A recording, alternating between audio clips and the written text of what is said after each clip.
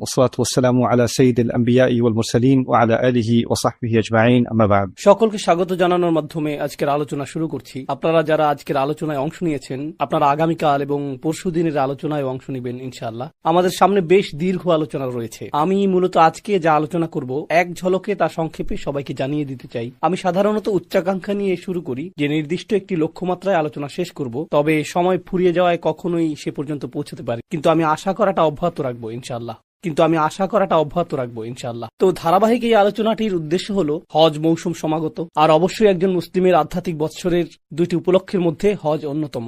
উপলক্ষ দুটি হলো রমজান মাস এবং হজ। যখন আমরা উল্লেখযোগ্য কিছু বিষয় উদযাপন করে, এই উভয় উপলক্ষ থেকে বেশ কিছু শিক্ষণীয় বিষয় রয়েছে, আর বিশেষভাবে হজের প্রসঙ্গ যখন আসে, আমরা হজের শিক্ষা এবং ঐতিহ্যকে ইব্রাহিম আলাইহিস সালামের সাথে যুক্ত করে তিনি কাবা ঘর নির্মাণ করেছেন। এছাড়াও কুরবানি এবং অন্যান্য আনুষ্ঠানিকতাগুলো সরাসরি ইব্রাহিম আলাইহিস সালামের সাথে সম্পর্কযুক্ত। সেজন্যই হজের ঘটনাগুলোর সাথে সম্পর্কিত ইব্রাহিম আলাইহিস সালামের আদর্শ বিষয় খুতবা, আলোচনা এবং নসিহত অহরহ মুসলিমদের মাঝে দেখি। কিন্তু আমি মনে করি সেই সমীকরণে আরো একটি বিষয় যোগ করা উচিত। আমরা অবশ্যই ইব্রাহিম আলাইহিস সালামকে নিয়ে কথা বলবো, কিন্তু তাকে নিয়ে আলোচনাটি থাকবে ধারাবাহিক এই আলোচনার একেবারে শেষের দিকে। আমি মনে করি আমাদেরকে শুরু করতে হবে স্বয়ং রাসূল সাল্লাল্লাহু আলাইহি সাল্লামের জীবনী থেকে। আমি এই ধারাবাহিক আলোচনার নাম দিয়েছি হজের পথ পরিক্রমা, রাসূল সাল্লাল্লাহু আলাইহি সাল্লামের হজের পথ পরিক্রমা। কারণ আমাদেরকে বুঝতে হবে যে কিভাবে আমরা এখানে আসলাম, কিভাবে আমরা হজ পর্যন্ত এই অবস্থানে পৌঁছলাম। একটি দৃষ্টিকোণ থেকে আপনি এটাকে প্রধান লক্ষ্যগুলোর একটি মনে করতে পারেন। যদি এটা একমাত্র লক্ষ্য নাও হয়ে থাকে, রাসূল সাল্লাল্লাহু আলাইহি সাল্লামের জীবনের অন্যতম মিশন ছিল হজ প্রতিষ্ঠা করা, যার অর্থ আসলে স্বয়ং ইসলামকে প্রতিষ্ঠা করা। তো হজকে প্রকৃত অর্থে প্রতিষ্ঠিত হতে হলে কাবা ঘরে রক্ষিত মূর্তিগুলোর ধ্বংস অনিবার্য ছিল। হজের উদ্দেশ্যটি প্রতিষ্ঠিত হওয়ার জন্যই ইব্রাহিম আলাইহিস সালাম কাবা ঘর নির্মাণ করেছিলেন। আর আমাদের রাসূল সাল্লাল্লাহু আলাইহি সাল্লাম ছিলেন ইব্রাহিম আলাইহিস সালামের বংশধর। তিনি সেই দায়িত্ব সমাপ্ত করেছেন যা ইব্রাহিম আলাইহিস সালাম শুরু করেছিলেন হাজার হাজার বছর আগে, তাই না? এক দৃষ্টিকোণ থেকে ইব্রাহিম আলাইহিস সালামের উদ্দেশ্যটি মূলত তাঁর উদ্দেশ্য ছিল, কারণ ইব্রাহিম আলাইহিস সালাম একটি দোয়া করেছিলেন যে মানুষ যাতে পৃথিবীর সকল প্রান্ত থেকে এই ঘরে ছুটে আসে, মিন কুল্লি ফাজ্জিন আমিক, অর্থাৎ সকল বাগ এবং মোড় থেকে, প্রত্যেক রাস্তার প্রান্ত থেকে মানুষেরা এখানে আসবে। কিন্তু হাজার হাজার বছর ধরে সেটা ঘটেনি। ইব্রাহিম আলাইহিস সালাম সেই ঘরটি নির্মাণ করেছিলেন, আর এই ঘরটি কেবলমাত্র আল্লাহর উপাসনার জন্য নির্ধারিত ছিল না হাজার হাজার বছর, সম্ভবত 4000 বছরের বেশি সময় ধরে। প্রকৃতপক্ষে আপনি যদি রাসূল সাল্লাল্লাহু আলাইহি সাল্লামের সময় জন্মগ্রহণ করতেন, আপনি এক আল্লাহর উপাসনার স্থান হিসেবে কাবাকে বিবেচনা করতে পারতেন না। আপনার কাছে এটাকে মন্দিরের মতো মনে হতো, যেখানে অনেকগুলো মূর্তি ছিল। এটি ছিল বহুধর্মীয় একটি মন্দির। এর অর্থ সেখানে বিভিন্ন ধর্মের সমাগম ঘটে। কেউ লাতে বিশ্বাস করত, কেউ মানাতে বিশ্বাস করত, কেউ উজ্জায় বিশ্বাস করত, কেউ অন্য মূর্তিতে বিশ্বাস করত। যেই সকল মূর্তিতেই তারা বিশ্বাস করত, এটা ছিল এই সবগুলো মূর্তির স্থান। তাদের কিছু একক এবং অভিন্ন আচার অনুষ্ঠান ছিল। এছাড়া ভিন্ন আরো কিছু কিছু আনুষ্ঠানিকতা তাদের প্রত্যেক দল স্বতন্ত্রভাবে পালন। এটা ছিল বহুমাত্রিক ধার্মিকতার। আমেরিকাতে এমন অল্প কিছু বিমানবন্দর রয়েছে, ইংল্যান্ডেও 1-2টি বিমানবন্দর দেখেছি যেখানে বহু ধর্মীয় প্রার্থনা কক্ষ রয়েছে। সেখানে থাকে কোরআন, বাইবেল, তাওরাত, হিন্দুদের বেদ। তাকের মধ্যে এই সবগুলো ধর্মগ্রন্থ পাশাপাশি। দেয়ালগুলোতে তারা কিছুই ঝুলায় না, সেগুলো ফাঁকা থাকে। তো আপনি হয়তো নামাজ পড়ছেন, তখনই অন্য কেউ যিশুর কাছে প্রার্থনা করছে, অন্য কেউ হয়তো সেন্ট নিকোলাসের কাছে প্রার্থনা করছে, আর অন্য কেউ হয়তো তার হিন্দু দেবতাকে ডাকছে অথবা একাধিক দেবতাকে ডাকছে। সবকিছু একই কক্ষে, একই সময়। কাবার অবস্থাও এরকম হয়ে গিয়ে, আর অনেক অনেক শতাব্দী ধরে এটা এভাবেই রাসূল সাল্লাল্লাহু আলাইহি সাল্লামের আবির্ভাবের পূর্ব পর্যন্ত। তো আমার সামনে অনেকগুলো উদ্দেশ্য রয়েছে। প্রথম উদ্দেশ্যটি হলো, বিশেষত আমি যখনই আগে আপনাদের এই মসজিদে এসেছি, সিরাতের কোনো একটা অংশ নিয়ে কথা বলবো, তো আমি সেই ধারাবাহিকতায় অব্যাহত রাখবো এবং এতে 10 মিনিটের মতো সময় লাগতে পারে। কিন্তু আমি আসলে বিস্তারিত যে বিষয়ে কথা বলতে চাই তা হলো রাসূল সাল্লাল্লাহু আলাইহি সাল্লামের মিশনের শেষের 3 থেকে 5 বছর সময়কাল। আমরা এই অংশটিকে কাছ থেকে পর্যবেক্ষণ করব এবং নির্দিষ্ট একটি সূরাও লক্ষ্য করব যা সেই সময়ে রাসূল সাল্লাল্লাহু আলাইহি সাল্লামের উদ্দেশ্যের প্রতি গুরুত্বারোপ করে। সেই ইতিহাস পর্যবেক্ষণ করাটা আসলেই প্রয়োজনীয় অন্য একটি কারণে, যা আমি 30 মিনিট পরে ব্যাখ্যা করব। আর তা হলো কোরআন কিভাবে ইতিহাসকে লিপিবদ্ধ করেছে। কোরআন অনেক কিছু করেছে, এর মধ্যে একটি কাজ হলো এটা ইতিহাসকে লিপিবদ্ধ করেছে। তো আমরা প্রায় 30 মিনিট পরে সেটা আলোচনা করব। কিন্তু তার আগে আমি শুরু করতে চাই সেই প্রেক্ষাপটটি নিয়ে যেই অবস্থায় রাসূল সাল্লাল্লাহু আলাইহি সাল্লামের উপর ওহী নাজিল হয়েছিল। আমরা সকলে জানি যে 40 বছর বয়সে তার উপর ওহী নাজিল হয়, আর প্রাথমিক মাক্কি যুগে তিনি কুরাইশদের মাঝে এই বাণী প্রচার করেন। আর এখানে একটা বিষয় যা অনেকেরই অজানা, তা হলো সাধারণ মানুষেরা রাসূল সাল্লাল্লাহু আলাইহি সাল্লামের মূল প্রতিপক্ষ ছিল না। মধ্যবিত্ত এবং নিম্ন মধ্যবিত্ত শ্রেণী প্রতিপক্ষ ছিল না। রাসূল সাল্লাল্লাহু আলাইহি ওয়াসাল্লামের প্রতিপক্ষ ছিল রাজনৈতিক শ্রেণী এবং উচ্চবিত্তের সামাজিক এবং অর্থনৈতিক শ্রেণী। সেই সময়কার বিলিয়নিয়ার, মাল্টিবিলিয়নিয়ার এবং রাজনীতিবিদরা ছিল রাসূল সাল্লাল্লাহু আলাইহি ওয়াসাল্লামের মূল প্রতিপক্ষ। তো এমনকি মুসলিম হিসেবে ছোট থেকেই আপনি কিছু নাম শুনেছেন, যেমন আবু লাহাব, আবু জেহেল, উতবা ইবনে রাবিয়া। আপনারা এই নামগুলো আগেও শুনে, তাদের প্রত্যেকেই হয়তো ধনী শ্রেণীর অন্তর্ভুক্ত অথবা রাজনৈতিক শ্রেণীর অন্তর্ভুক্ত অথবা উভয় শ্রেণী একসাথে। এখানে অর্থ এবং ক্ষমতার মধ্যকার সম্পর্ক নিয়ে সংক্ষেপে কিছু কথা বলা জরুরি, কারণ তাদের কেউ কেউ ছিল ক্ষমতাসীন এবং কারো কারো প্রচুর সম্পদ ছিল। আর এই দুটি বিষয়, অর্থ এবং ক্ষমতা, সর্বদাই একে অপরকে সঙ্গ দিয়েছে, যদিও তারা সর্বদা একই হাতে থাকেন। কিছু কিছু ক্ষেত্রে তারা একই হাতে কক্ষিগত থাকে। উদাহরণস্বরূপ, আজকের পৃথিবীর কিছু কিছু দেশে রাজ পরিবার রয়েছে, বেশিরভাগ সম্পদ তাদের হাতে এবং সকল ক্ষমতা তাদের কাছে। তো রাজত্বের মধ্যে অর্থ এবং সম্পদ একীভূত হয়ে আছে। আবার পৃথিবীর অন্য অনেক স্থানে, যেমন আমরা যেসব দেশে বসবাস করছি, এখানে গণতন্ত্রের একটি ছদ্ম আবরণ রয়েছে, কিন্তু বাস্তবে শুধুমাত্র দুটি জিনিস এখানে ক্ষমতায় রয়েছে। এখানে সম্পদশালী মানুষ রয়েছে আর রাজনৈতিক প্রভাব সম্পন্ন মানুষ রয়েছে। বেশিরভাগ ক্ষেত্রেই সম্পদশালী ব্যক্তিরাই রাজনৈতিক ক্ষমতাধর ব্যক্তিদেরকে নিয়ন্ত্রণ করে থাকে, আর অন্য সকলেই এই ভান করে যে তারা আদর্শ গণতন্ত্রে বসবাস করছে। তো এটা ভনিতাপূর্ণ একটা সমাজ, কিন্তু বাস্তবে এই দুটি উপাদান গোটা ইতিহাস জুড়েই বর্তমান, আর তারা সব সময়ই থাকে। এটাই সমাজে ক্ষমতার কাঠামো কার্যকর থাকার পর কোনো জাতি শুধুমাত্র অন্যদের তুলনায় এ ব্যাপারে বেশি সৎ, এটাই মূল পার্থক্য, তাই না? এরকমও দেখা যায় যে, উদাহরণস্বরূপ, ক্ষমতা শুধুমাত্র রাজনীতিবিদদের হাতেই থাকে না, ক্ষমতা সেনাবাহিনীর হাতেও থাকে। পৃথিবীতে এরকম অনেক দেশ রয়েছে। আপনি যদি এরকম দেশে বসবাস করেন, আপনি ইতিমধ্যে বিষয়টা জানেন, যেখানে নির্বাচন হয়, রাষ্ট্রপতি পরিবর্তন হয়, প্রধানমন্ত্রী পরিবর্তন হয়, দল পরিবর্তন হয়, কিন্তু সকলেই জানে যে সেনাবাহিনী মূলত দেশ চালায়। এটা সবাই জানে। আমরা সকলে ভান করছি যে ভোট হচ্ছে, নির্বাচন হচ্ছে, কিন্তু পেছন থেকে কেউ কলকাঠি নাড়ছে এবং বলছে তোমাদেরকে আমার কথা মতোই চলতে হবে, না হলে পরবর্তী নির্বাচনে তুমি কিন্তু আর থাকবে না, অথবা তোমার নামে কোনো অভিযোগ আনা হবে যার ফলে তুমি দৃশ্যপট থেকে হারিয়ে যাবে, তাই না? মূলত সম্পদশালীরাই ক্ষমতায়। এখন আর প্রসঙ্গক্রমে ক্যাথলিক চার্চ এবং রোমান সাম্রাজ্যের ক্ষেত্রেও একই রকম বিষয় কার্যকর ছিল। ক্যাথলিক চার্চের ক্ষেত্রে তৃতীয় আরেকটা মাত্রা যোগ হয়েছিল, যেটিও আমি আপনাদের সামনে উপস্থাপন করতে চাই। তো একটি হলো সম্পদ, একটি হলো ক্ষমতা, আরেকটি ছিল ধর্ম। তৃতীয় আরেকটি মাত্রা যোগ হলো সম্পদ, ক্ষমতা এবং ধর্ম। তো সেই ধরনের সমাজে যা ঘটেছিল তা হলো, রাজার একটি উপায়ের প্রয়োজন ছিল এটা নিশ্চিত করার জন্য যে সমাজ রাজার প্রতি অনুগত থাকবে। ঠিক আছে, সমাজকে অবশ্যই রাজার প্রতি অনুগত থাকতে হবে। তো রাজারা সাধারণত যা করত তা হলো, তারা একটি ধর্মযাজক গোষ্ঠী রাখত। যেমন ফেরাউনের ছিল জাদুকর এবং যাজক গোষ্ঠী, অথবা ইউসুফ আলাইহিস সালামের সময় রাজার স্বপ্নের ব্যাখ্যা দেওয়ার জন্য একজন লোক ছিল। স্মরণ করতে পারছেন? এরা ছিল আধ্যাত্মিক সাধক অথবা এ জাতীয় কিছু, সেই সময়ের মরমী সাধক, ধর্মীয় সম্প্রদায়, ধর্মগুরু। একইভাবে রোমান সাম্রাজ্যের ছিল ক্যাথলিক চার্চ, সেখানে এই ধর্মীয় সম্প্রদায়টি বর্তমান ছিল। আর তাদের কাজ ছিল দুইটি। তাদের কাজ শুধুমাত্র মানুষকে ধর্মশিক্ষা দেয়াই ছিল না, বরং ধর্মশিক্ষা দেওয়ার মাধ্যমে তারা মূলত মানুষকে দুটি জিনিস শিখিয়েছে। প্রথমত দান করা, একে অপরকে দান করা না, দরিদ্রকে দান করাও না, বরং চার্চকে দান করা, এটা এক নম্বর।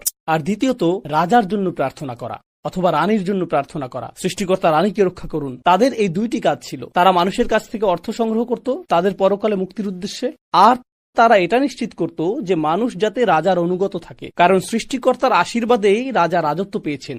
তো ধর্মের ভূমিকা ছিল মানুষ যাতে তাদের আকাঙ্ক্ষা অনুযায়ী আচরণ করে, এটাই আসলে ছিল এর ভূমিকা।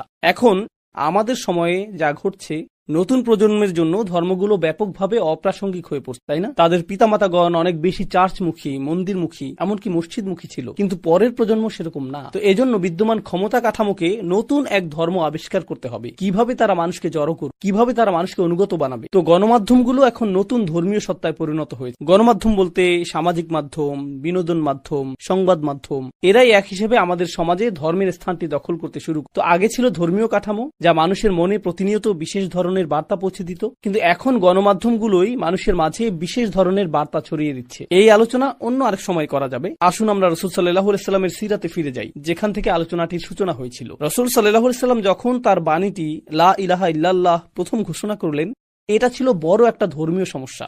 প্রথমত, কারণ আপনি যদি বলেন যে সৃষ্টিকর্তা মাত্র একজন, কাবা ঘরের মধ্যে অবস্থিত তাদের বিচিত্র রকমের সব ধর্মগুলো, এগুলো সবগুলোই বাতিল হয়ে যাবে। এগুলো কোনোটাই একত্ববাদের ধারণার সাথে একত্রে অবস্থান করতে পারে না। এই ধর্মগুলোর প্রত্যেকটি এই জাতীয় অন্য ধর্মগুলোর সাথে একত্রে অবস্থান করতে পারে। তোমার যা ইচ্ছা বিশ্বাস করতে পারো, তোমার যা ইচ্ছা বিশ্বাস করতে পারো, তোমার মূর্তিটা এখানে রাখতে পারো, তোমারটাও এখানে রাখতে পারো। কিন্তু রাসূল সাল্লাল্লাহু আলাইহি ওয়াসাল্লাম এমন কিছু নিয়ে আসলেন যা মূর্তিকেই স্বীকার করে না। এটা সৃষ্টিকর্তার বিষয়ে কোনো ছাড় দেয় না। সৃষ্টিকর্তা শুধুমাত্র একজন। জন্য। আর তিনি প্রথম থেকেই দাবি করেছেন যে এই ঘরটি কখনোই মন্দিরে পরিণত হওয়ার কথা ছিল না। এটা নির্মাণ করেছিলেন ইব্রাহিম আলাইহিস সালাম একমাত্র সৃষ্টিকর্তার উপাসনার জন্য। তোমরা মূলত এই মসজিদের পবিত্রতা নষ্ট করেছ। তো এখানে একটি বড় ধর্মীয় সমস্যা দেখা দিল। এছাড়া রাজনৈতিক একটা সমস্যাও ছিল। রাজনৈতিক সমস্যাটা হলো ইসলাম এসে এরকম কথা বলছে যে আমরা সকলে আদম আলাইহিস সালামের সন্তান, আর আদম আলাইহিস সালামের সকল সন্তানই সম্মানিত।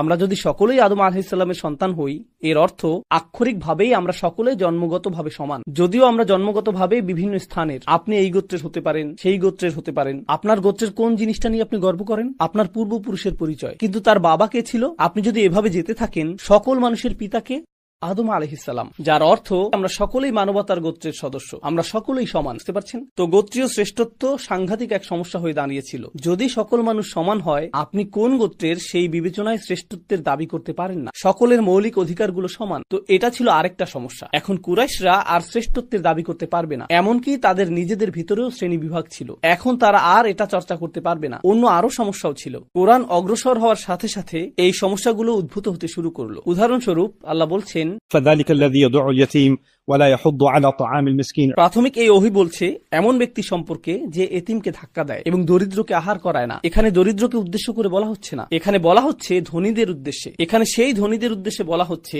যারা এতিমদেরকে ধাক্কা দেয়, যারা সমাজের দরিদ্র শ্রেণীকে বঞ্চিত করে, যারা ব্যবসায় মানুষকে প্রতারিত করে। আল মুতাফফিফিন। কোরআন অর্থনৈতিক দুর্নীতির সমালোচনা করে, যা দরিদ্রদের দ্বারা করা সম্ভব না। দরিদ্রদের কাছে তো দুর্নীতিগ্রস্ত হওয়ার জন্য যথেষ্ট সম্পদই থাকে না। কোরআন সমাজের অত্যাধিক ধনী শ্রেণীর সমালোচনা করেছে। আর প্রসঙ্গক্রমে আপনি যখন ধনী শ্রেণীকে রাগান্বিত করেন, তারা নীরবে এটা সহ্য করে না। সরকারের সাথে তাদের সরাসরি সংযোগ রয়েছে। তো ধনী শ্রেণী তাদের অভিযোগ কর্তৃপক্ষকে প্রদান করে, আর কর্তৃপক্ষ বলে আমরা ব্যবস্থা গ্রহণ, আমরা তার পেছনে কিছু গুন্ডা লেলিয়ে দেব, তাকে রাস্তার মাঝে ধোলাই করা হবে, চিন্তা করবেন না, আপনার নাম কলঙ্কিত হবে না, আপনি এর বাইরে থাকুন, আপনার পক্ষ থেকে আমরাই ব্যবস্থা। এটা হলো পরোক্ষ উপায়ে কাজ সমাধা করার একটি উপায়। তো অর্থ, ধর্ম, ক্ষমতা এগুলো একটি অপরটির সাথে জড়িত। কুরআন আসলো এবং এটা এই সবগুলোকেই ছিন্ন ভিন্ন করা শুরু করলো। এমন কিছু বিষয় রয়েছে যা ঐতিহাসিক প্রেক্ষাপট থেকে আপনাকে উপলব্ধি করতে হবে। আর তা হলো কুরাইশরা কিছুদিন আগেই আমুল ফিল নামক একটি ঘটনা প্রত্যক্ষ, হস্তি বাহিনীর বিখ্যাত সেই। এর কারণ মক্কা নগরী আব্রাহার জন্য সমস্যার কারণ হয়ে দাঁড়ালো। ইয়েমেন থেকে আব্রাহা কেন মক্কা নগরীতে সমস্যা দেখতে পেল? কারণ কাবা ছিল একটি ধর্মীয় কেন্দ্র। তো অত্র এলাকার সকল গোত্র যখন তাদের ধর্মীয় শ্রদ্ধা প্রদর্শন করতে চাইতো, তখন তারা কোথায় যেত? তারা কাবা ঘরে যেত। আর এই কারণেই কাবা ধর্মীয় পর্যটনেরও কেন্দ্রবিন্দুতে পরিণত। এটাকে ধর্মীয় পর্যটন হিসেবেই উল্লেখ করলাম। তো প্রচুর মানুষ সেখানে অবস্থান করত, উপাসনা করত। এর ফলে মক্কার আপ্যায়ন শিল্প, হোটেল শিল্প এগুলো সমৃদ্ধ হচ্ছিল। মক্কাবাসী বেশ ভালো অর্থ উপার্জন করছিল চারপাশ থেকে মানুষ আসার কারণ। আর আব্রাহা কাউকে তার শহরে আনতে পারত, কারণ কাবা ছিল ধর্মীয় কেন্দ্র। আর এখানে আরেকটা কারণ ছিল, আর তা হলো যেহেতু এটা ছিল ধর্মীয় কেন্দ্র, সকল বাণিজ্য কাফেলা কাবার পথ ধরে মক্কা হয়েই চলাচল। তো তারা ইয়েমেনে কেনাবেচা করত, এরপর মক্কা হয়েই চলাচল। যে পণ্য তারা ইয়েমেনে ক্রয় করত সেগুলো সিরিয়ায় বিক্রি করত, তারপর তারা সিরিয়া থেকে আবার ক্রয় করত। প্রসঙ্গক্রমে সিরিয়া আবার ইউরোপের সাথে সম্পর্কযুক্ত ছিল, সেখানে ইউরোপীয় পণ্যও পাওয়া যেত। তারা এই পণ্য কিনত, মক্কার রাস্তা ধরে ইয়েমেনে যেত এবং ইয়েমেন থেকে শুরু করে গোটা আফ্রিকায় সেই পণ্য বিক্রি করত। তো আফ্রিকা ইউরোপের বাণিজ্য এই পথেই পরিচালিত হতো, যার কেন্দ্র ছিল মক্কা।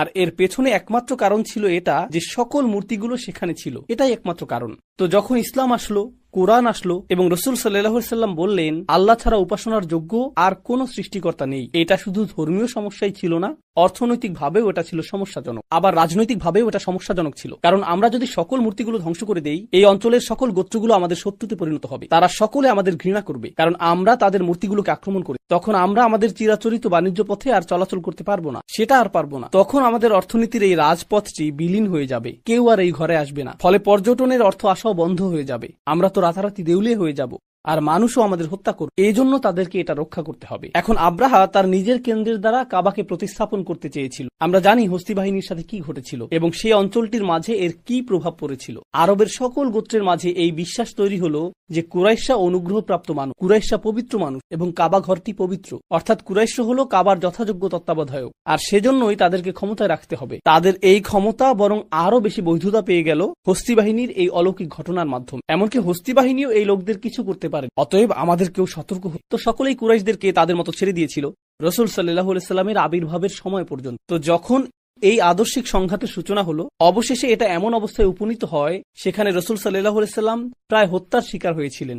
এবং তাকে নির্বাসিত করা হয়েছিল, তাকে তায়েফে চলে যেতে হয়েছিল, এমনকি তারও আগে তাকে শিয়াবে আবু তালিবে নির্বাসিত করা হয়েছিল। আর যখন তার জীবনের উপর চূড়ান্ত আঘাতের পরিকল্পনা হলো, তখন তাকে গোপনে মদিনায় হিজরত করতে হয়েছিল, যেখানে কিছু মুসলিম আগেই হিজরত করে চলে গিয়েছিলেন, তাই না?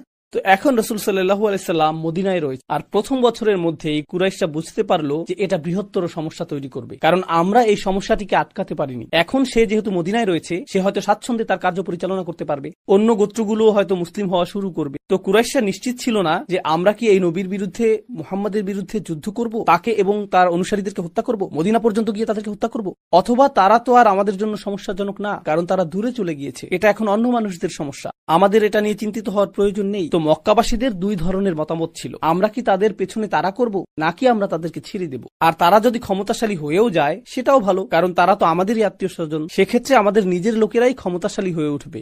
তো তখনকার সময়ের মক্কার দুই রাজনৈতিক দলের মাঝে এই বিতর্ক চলছে, আর এই বিতর্ক চলাকালীন অবস্থায় কুরাইশরা যা করছিল তারা স্বাভাবিক নিয়মেই বাণিজ্য পরিচালনা করছে, তাদের সেই বাণিজ্য কাফেলা চলমান ছিল। আর রাসূল সাল্লাল্লাহু আলাইহি সাল্লাম যখন সকল মুসলিমদের নিয়ে ছোট একটি জোট গঠন করলেন, তিনি আদেশ দিলেন যে এই বাণিজ্য কাফেলাগুলোকে আক্রমণ করা শুরু করতে হবে। তো তাদের বাণিজ্য আক্রান্ত হতে শুরু করলো, যেটা সম্পূর্ণরূপে ন্যায়সঙ্গত, কারণ তোমরা তাদেরকে ঘর থেকে বিতাড়িত করেছো এবং তাদের সম্পদ চুরি করেছো, তারা তাদের সম্পদ ফেরত পাবার জন্য তোমাদের আক্রমণ। তো রাসূল সাল্লাল্লাহু আলাইহি সাল্লাম এখন মক্কার অর্থনীতির প্রাণসত্তাকে আক্রমণ করলেন। এখনকার সময়ে এটা অনেকটা গ্যাস পাইপলাইন অথবা তেল পাইপলাইন অথবা নৌ বাণিজ্য পথ দখলে নেওয়ার মতো। কেউ নৌ বাণিজ্য পথ বন্ধ করে কিছু জাহাজ আটকে দিল অথবা গ্যাস পাইপলাইন বন্ধ করে দিল, এরপর কি ঘটে? F-16 যুদ্ধ বিমান উড়িয়ে দেওয়া, ড্রোন হামলা শুরু হয়, তাই না? এটা যুদ্ধ ঘোষণা। তারা তখনও বিতর্কে লিপ্ত ছিল, আমরা কি মুহাম্মাদের পেছনে তাড়া করব নাকি করব না। যখন তারা জানতে পারলো যে কয়েকটি বাণিজ্য কাফেলা আক্রান্ত হয়েছে, আমরা তো এটা মেনে নিতে পারি না, এই হুমকি দূর করতে হবে। তো এখন তাদের মধ্যে যারা ছিল আক্রমণাত্মক, তারা এই বিতর্কে জয়ী হয়ে গেল যে মুসলিমদের আক্রমণ করা আমাদের উচিত হবে, তাই তারা মুসলিমদের আক্রমণ করতে এগিয়ে আসলো, যা বদরের যুদ্ধের সূচনা করল। তো অত্যন্ত দ্রুততার সাথে এটা ঘটে গেল।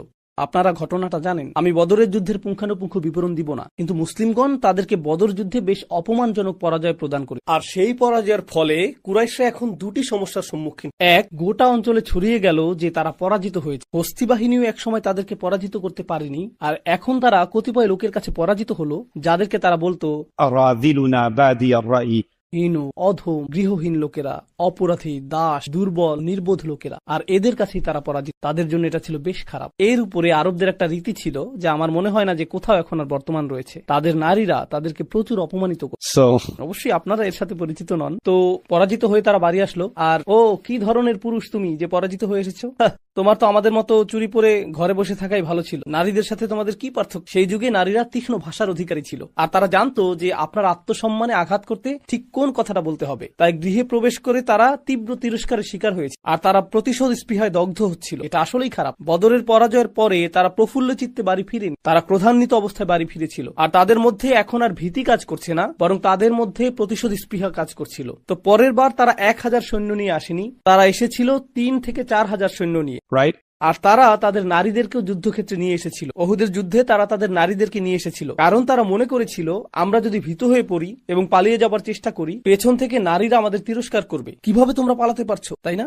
আর যদি তারা পালিয়েও যায়, নারীরা তো অত দ্রুত পালাতে পারবে না। মুসলিমগণ তখন তাদের নারীদেরকে গ্রহণ করবেন, যা তাদের পুরুষত্বকে প্রশ্নবিদ্ধ করবে। প্রকৃত পুরুষ মানুষ হিসেবে আমরা ভীত নই, আমরা আমাদের নারীদেরকে সাথে নিয়েই আসবো। তো তারা তাদের নারীদেরকে নিয়ে আসলো, যারা পেছন থেকে নাচ গান করে উৎসাহ যোগাচ্ছিল। এটাই ওহুদে তাদের সেনাবাহিনী, যারা আক্রমণ করতে এসেছে। আমি ওহুদের পুঙ্খানুপুঙ্খ বিবরণ দিব না, তবে একটি বিষয় আপনাদের জানা উচিত, মুসলিমরা বেশ ভালোভাবে তাদের কোণঠাসা করে ফেলেছে, তাদেরকে বেশ ভালোভাবে শায়েস্তা করা হয়েছে। খেলায় দুর্বল প্রতিপক্ষ যেভাবে ধরাশায়ী হয়, যুদ্ধের ময়দানেও তাদের অবস্থা ঠিক সেরকম হয়ে গিয়েছে। তো যখন সেটা ঘটছিল, কুরাইশরা আশ্রয়ের জন্য পাহাড়গুলোতে ছুটে যাচ্ছিল, কিন্তু পেছনে কারা ছিল? তাদের নারীরা। তারা তাদের বর্মগুলো ফেলে যাচ্ছে, কারণ বর্মসহ তারা দ্রুত পালাতে পারছিল না। তো তাদের বর্মগুলো ফেলে যাচ্ছিল, কারণ সেগুলো ছিল বেশ ভারী, আর তারা পাহাড়ের দিকে পালিয়ে যাচ্ছে। নারীরা সেখানেই দাঁড়িয়েছিল, আর তারা নারীদের পাশ দিয়ে পালাচ্ছিল, নারীদের ছাড়াই তারা পাহাড়ের দিকে ছুটে যাচ্ছিল। আর নারীদের অবস্থা ছিল, আমাদের জন্য অপেক্ষা করো। নারীরা তো পুরুষদের মতো দ্রুত পালাতে পারে না, তাই তারা পেছনে পেছনে পালাতে লাগলো। আর সাহাবীগণ উল্লেখ করছেন, যখন যখন আমরা তাদের পিছু ধাওয়া করছিলাম, আমরা নারীদের পায়ের গোড়ালির পেছনের অংশ দেখতে পেলাম, যারা পোশাক উপরে তুলে ধরে পালাচ্ছিল পাহাড়ের উদ্দেশ্যে। এটা ছিল উহুদের প্রথমার্ধ। তারপরের ঘটনা তো আপনারা জানেন। মুসলিম তীরন্দাজগণ যখন বর্ম এবং তলোয়ারগুলো মাটিতে পড়ে থাকতে দেখলেন, তাদের অনেকেই নিজেদের অবস্থান ত্যাগ করলেন। আর খালিদ ইবনে ওয়ালিদ তখনও মুসলিম হননি। তিনি ঘুরে এসে পিছন দিক থেকে তাদের উপর আক্রমণ করলেন। আর সেই অবস্থায় রাসূল সাল্লাল্লাহু আলাইহি সাল্লাম প্রায় নিহত হওয়ার উপক্রম হয়েছিলেন। তার মুখমণ্ডলের 3টি স্থানে আঘাতপ্রাপ্ত হয়েছিলেন। তিনি জ্ঞান হারিয়ে ফেলেছিলেন। সেদিন তার জীবনের উপর একাধিক আঘাত এসেছে। আর এটা ছিল কুরাইশদের জন্য তথাকথিত প্রথম বিজয়। আর যুদ্ধের পরে তারা আজে বাজে অনেক কথা বলেছে। লানাল উজ্জা ওয়ালা উজ্জা লাকুম। আমাদের উজ্জা দেবী রয়েছে। প্রসঙ্গক্রমে উজ্জা শব্দটি আল আযু এর স্ত্রীবাচক শব্দ, যা এসেছে আজিজ থেকে। আল্লাহর নাম হলো আল আজিজ। আল আযু হলো যার শক্তি সবচেয়ে বেশি। আল উজ্জা অর্থ সেই কল্পিত দেবী যার শক্তি সবচেয়ে বেশি। লানাল উজ্জা ওয়ালা উজ্জা লাকুম।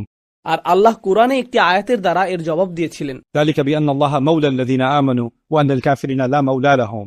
আল্লাহ ইমানদারদের মাওলা আর কাফিরদের কোনো মাওলা নেই। যাই হোক, এরপর তারা চলে গেল। সেদিন তারা হামজা রাদিয়াল্লাহু তাআলা আনহুর দেহ বিকৃত করেছে। 70 জন অত্যন্ত গুরুত্বপূর্ণ সাহাবীকে হত্যা করা হয়েছিল। আপনাকে এখানে মূল বিষয়টি বুঝতে হবে, যেদিকে আমরা আলোচনাকে নিয়ে যেতে চাই। আর তা হলো যুদ্ধের বেশিরভাগ অর্থায়ন, যুদ্ধ করার জন্য আপনার যা অর্থ প্রয়োজন, যুদ্ধের বেশিরভাগ অর্থই আসছিল আনসারদের কাছ থেকে। আনসার কারা তা তো আপনারা জানেন, সাহায্যকারী মদিনার স্থানীয় সাহাবীগণ। মক্কাবাসী মুহাজিরগণ এক প্রকার খালি হাতে এসেছিলেন, তারা তো সম্পদ নিয়ে আসেন, তাই বেশিরভাগ অর্থ এবং বেশিরভাগ লোকবল এসেছিল আনসারদের কাছে। ওহুদে যখন আনসারদের মধ্য থেকে বেশ বড় সংখ্যক সাহাবী শহীদ হলেন, নিহত হওয়া প্রত্যেক ব্যক্তিই ছিলেন কোনো না কোনো পরিবারের প্রধান। আর প্রত্যেক পরিবারের প্রধানই ছিলেন তার পরিবারের জন্য আয়ের প্রধান উৎস, এবং আয়ের প্রধান উৎস সেই মুহাজিরদের জন্য যাদেরকে তারা আশ্রয় দিয়েছিলেন। তো উপার্জনকারী এবং অর্থ সংস্থানকারী 70 জন মানুষ হঠাৎ করেই মারা গেলেন। আর পরিত্যক্ত বর্ম এবং তরবারিগুলো যা তারা রেখে গিয়েছিলেন, প্রতিটি বর্ম এবং প্রতিটি তরবারির মূল্য ছিল এ যুগে আপনার জন্য একটি বাড়ি ক্রয় করার মতো। অন্য কথায়, আপনার আজীবনের সঞ্চয় একটি বর্মের জন্য ব্যয়িত হতো, আপনার আজীবনের সঞ্চয় কয়েকটি তরবারির জন্য ব্যয়িত। তো কুরাইশরা যখন মুসলিমদের বর্ম এবং তরবারিগুলো নিয়ে গেল, মুসলিমগণ ব্যাপক পরিমাণে সম্পদ হারালেন এবং তারা তাদের অর্থ সংস্থানকারীদের হারালেন একই সাথে। এটা ইতিমধ্যেই ছিল দারিদ্র্যপীড়িত একটি সমাজ। ওয়ায়ুসিরুনা আলা আনফুসিহিম ওয়ালাউ কানা বিহিম খাসাসা। কুরআন আমাদেরকে বলছে যে আনসারগণ, মদিনার স্থানীয় সাহাবীগণ, তারা মুহাজিরদেরকে নিজেদের উপরেও প্রাধান্য দিচ্ছিলেন, যদিও তারা নিজেরাই অনাহারে থাকতেন। উপরন্তু এখন অর্থ সংস্থান বন্ধ হয়ে গেল। তো মুসলিমদের অবস্থা এখন আরো শোচনীয় হয়ে পড়ল। তারা গভীরভাবে আঘাতপ্রাপ্ত। মিন বা'দি মা আসাবাহুমুল করহ। আল্লাহ এভাবে বর্ণনা করেছেন, এমনকি গভীর আঘাত যখন তাদেরকে আহত করে। আরবিতে করহ হলো যখন একটি তীর আপনার চামড়া ভেদ করে হাড়ের মধ্যে প্রবেশ করে, মাংস ভেদ করে হাড়ে প্রবেশ করে, এটাকেই বলা হয় কর। যে কোনো জখমকে সাধারণভাবে বলা হয় জার অথবা জুর, কিন্তু গভীর জখম যা হাড় ভেদ করে তাকে বলা হয় কর। আল্লাহ কর শব্দটি ব্যবহার করেছেন ওহুদে যা ঘটেছিল তা বর্ণনা করার জন্য।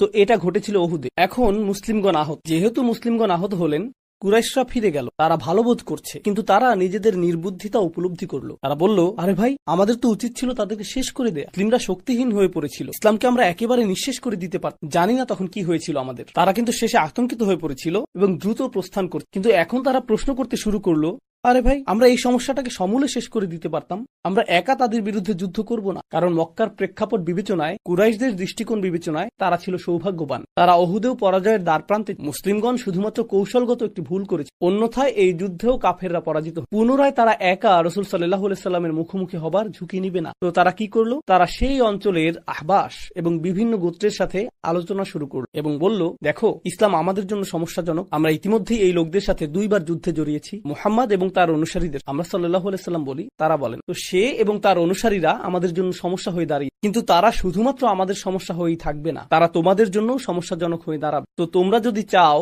আমরা সকলেই হাত মিলাবো এবং সকলে একসাথে এই সমস্যাকে শেষ করে দিব। আমরা আমাদের ব্যাপক সংখ্যা দিয়েই তাদেরকে পরাজিত করে দিব। আমরা সম্মিলিত জোট তৈরি করব, কাফেরদের জাতিসংঘ বানাবো, আর আমরা যাব এবং তাদের একসাথে চূড়ান্ত আঘাত, কারণ তারা সংখ্যায় আমাদের চেয়ে কম। আর প্রসঙ্গক্রমে সম্মিলিত আক্রমণের পেছনে তারা যে কারণ দেখিয়েছিল তা হলো, এরা তোমাদের জন্য পরবর্তীতে সমস্যাজনক হয়ে দাঁড়াবে। অন্য আরেকটি কারণ তারা দেখিয়েছিল, তা হলো, দেখো, আমরা তাদের সাথে 2 বার যুদ্ধ করেছি। যুদ্ধক্ষেত্রে যাওয়াটা উত্তম সিদ্ধান্ত হবে না, বরং তাদের শহরটিকে আমরা আক্রমণ করব। কোন শহরের কথা তারা বল? মদিনা। যখন আপনি কোন শহরে সামরিক অভিযান চালান, এটা যুদ্ধক্ষেত্রে পরিচালিত সামরিক অভিযানের তুলনায় সম্পূর্ণ। যুদ্ধক্ষেত্রে উভয় পক্ষে কে মারা যায়? সৈনিকরা। শহরের ক্ষেত্রে কে মারা যাবে? নারী, পুরুষ, শিশু, নিরীহ জনগণ, সম্পদের ক্ষতি। এটা হবে একটা গণহত্যা। গণহত্যা করতে তাদের কোনো সমস্যা নেই। তাদের বক্তব্য এরকম, চলো মদিনায় যাই এবং প্রতিটি নারী, পুরুষ এবং শিশুকে হত্যা করি।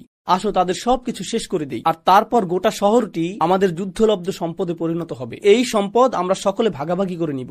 মুসলিমরা কিন্তু ইতিমধ্যেই আহত, তাদের আত্মরক্ষার সামর্থ্য ক্ষীণ, তাদের অনেক অস্ত্রশস্ত্র আমাদের হাতেই রয়েছে। এটাই আক্রমণের মোক্ষম সময়। আর আশেপাশের অনেক গোত্র মনে করলো এটা তো অর্থের সহজ সংস্থান। হ্যাঁ, আমিও আছি, আমরা এর পক্ষে মত দিই, আমরাও কিছু সৈন্য প্রেরণ করব। তারা তাদের জনগণকে বুঝ দিয়েছিল। জানেন তারা কি বলে বুঝ দিয়েছিল? আমরা আমাদের চিরাচরিত জীবনধারাকে সংরক্ষণের চেষ্টা, কারণ মুহাম্মদ হলো আমাদের জীবনধারার জন্য হুমকি স্বরূপ। আমরা আরব উপদ্বীপে স্বাধীনতাকে রক্ষা করার চেষ্টা করছি, আমরা বহু ঈশ্বরের এই গণতন্ত্রকে রক্ষা করার চেষ্টা করছি, এটাই তাদের জনগণকে বলেছিল। কিন্তু তাদের গোপন বৈঠকে আক্রমণটা কিসের জন্য ছিল? শুরু থেকে শেষ পর্যন্ত অর্থ সম্পদ, এটাই তাদের উদ্দেশ্য, এটাই একমাত্র প্রাপ্ত, তাই না? আপনি যদি সাম্প্রতিক ইতিহাস নিয়ে অধ্যয়ন করেন, আপনি প্রকৃত ঘটনা, প্রকৃত ইতিহাসের সাথে সংবাদ মাধ্যমের বর্ণনার পার্থক্য দেখতে পাবেন। সংবাদ মাধ্যমগুলো বলছিল যে আমরা ইরাক আক্রমণ করছি গণতন্ত্রের প্রসার ঘটানোর জন্য, অথবা আমরা আফগানিস্তান আক্রমণ করছি তথাকথিত গণতন্ত্র এবং মানবাধিকারের প্রসার ঘটানোর। আমরা তাদের উপর বোমা নিক্ষেপ করব, কারণ বোমা নিক্ষেপ করলে তারা আধুনিক হয়ে, এটাই আধুনিকতার, প্রগতিশীলতার শিক্ষা,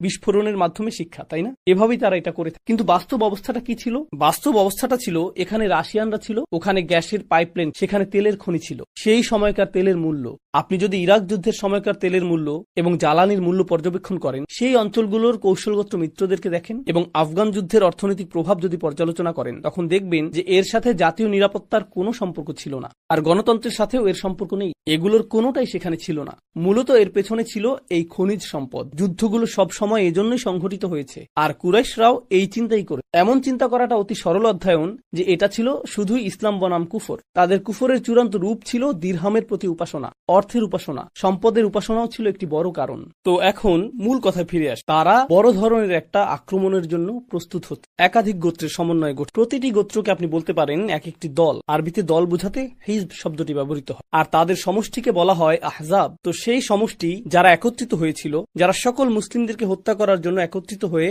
মদিনায় আক্রমণ করতে এসেছিল, সেটাই ছিল আহজাবের যুদ্ধ। আর এর উপর মন্তব্য করে নাজিল হয়েছিল সূরা আহজাব। কুরআনের 33 নম্বর এই সূরাটি এই পরিস্থিতি নিয়ে মন্তব্য করে। আমি আপনাদেরকে সংক্ষিপ্ত কিছু পয়েন্ট বলবো।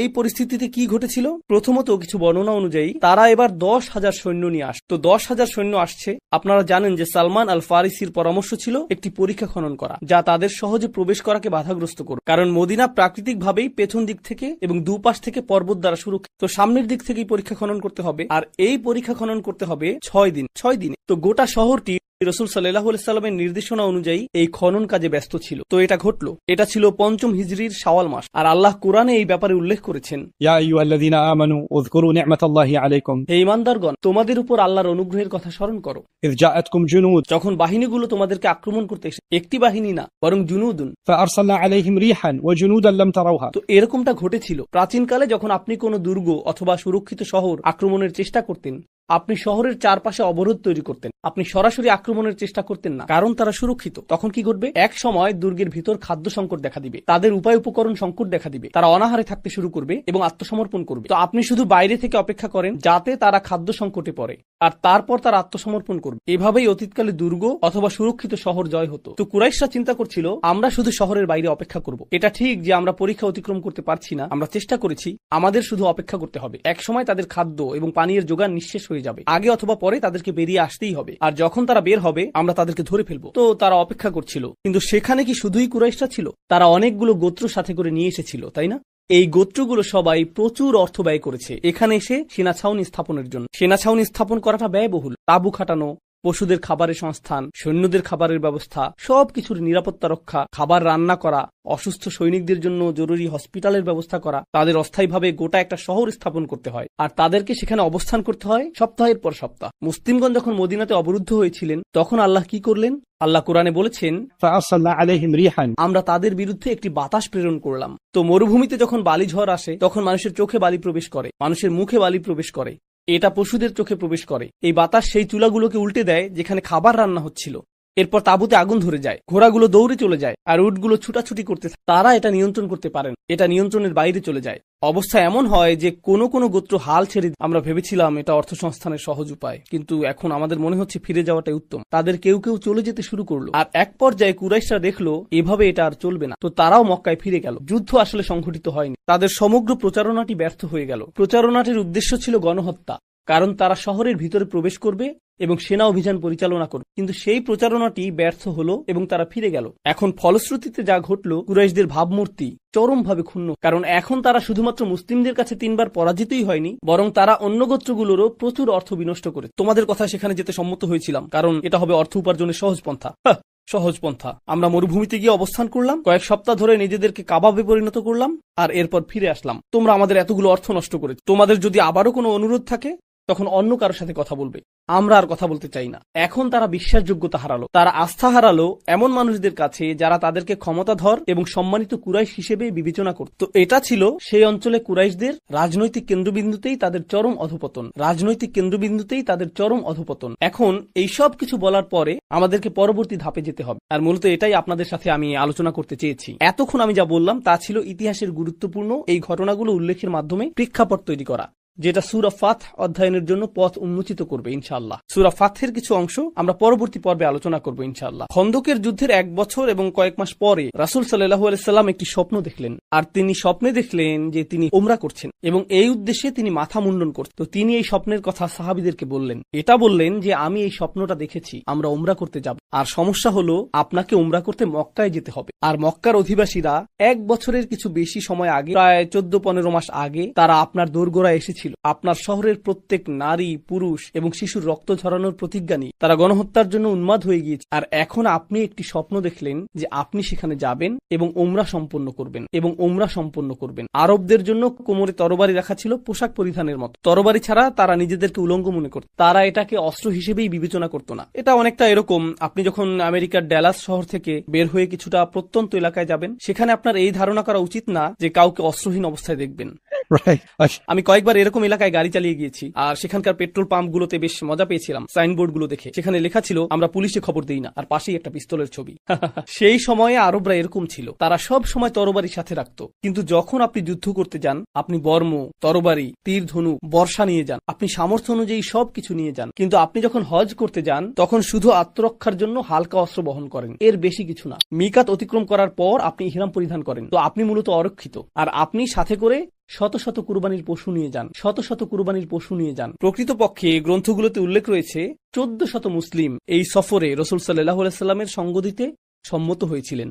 একথা জানা সত্ত্বেও যে তারা যেখানে যাচ্ছেন সেই মানুষগুলো তাদের প্রত্যেককেই মৃত দেখতে চায়। আর এই কাফেররা পরোয়া করে না যে কে নিরীহ আর কে নিরীহ না, তারা এর কোনো পরোয়া করে না। তো রাসূল সাল্লাল্লাহু আলাইহি সাল্লাম এই স্বপ্নটি দেখলেন, সাহাবীগণও যাত্রার জন্য প্রস্তুত। কারণ রাসূল যদি কোনো স্বপ্ন দেখেন, এটাও ওহীরই অংশ, এটা ওহী। তো তারা সকলে সম্মত হলেন। এখন মুনাফিকরা যারা মদিনারই অধিবাসী, তারা এই স্বপ্নের কথা শুনে খুশি হয়ে গেল। তারা স্বপ্নের কথা শুনে অত্যন্ত খুশি হয়ে গেল, কারণ তারা ভাবছিল ও মক্কাবাসী তোমাদের হত্যা করতে এখানে এসেছিল, কিন্তু তারা তা করতে পারেনি। এখন তোমরা নিহত হওয়ার জন্য নিজেরাই সেখানে যাচ্ছ, এটা অসাধারণ। কারণ তারা মনে করত মদিনায় ইসলাম তাদের জন্য সমস্যা। তারা মনে করত ইসলাম মদিনায় আসার আগেই তাদের জীবন ভালো ছিল। তো রাসূল সাল্লাল্লাহু আলাইহি সাল্লামকে যদি হত্যা করা হয়, মুনাফিকরা এতে খুবই খুশি হবে। তো তারা আসলেই খুশি হল যখন রাসূল সাল্লাল্লাহু আলাইহি সাল্লাম বললেন তারা উমরা করতে যাবেন। তারা বলল, হ্যাঁ, হজ বরকতময় হোক, আপনাদের জন্য দোয়া। আর সূরা ফাতহে আমরা এই বিষয়ে মন্তব্য দেখতে পাবো। আল্লাহ আসলে আলোচনা করবেন তাদের এই খুশি হওয়ার ব্যাপারে। যাই হোক, এটা বোঝা যায় যে সংখ্যাগরিষ্ঠ মানুষ 1400 মানুষের প্রায় সবাই ছিলেন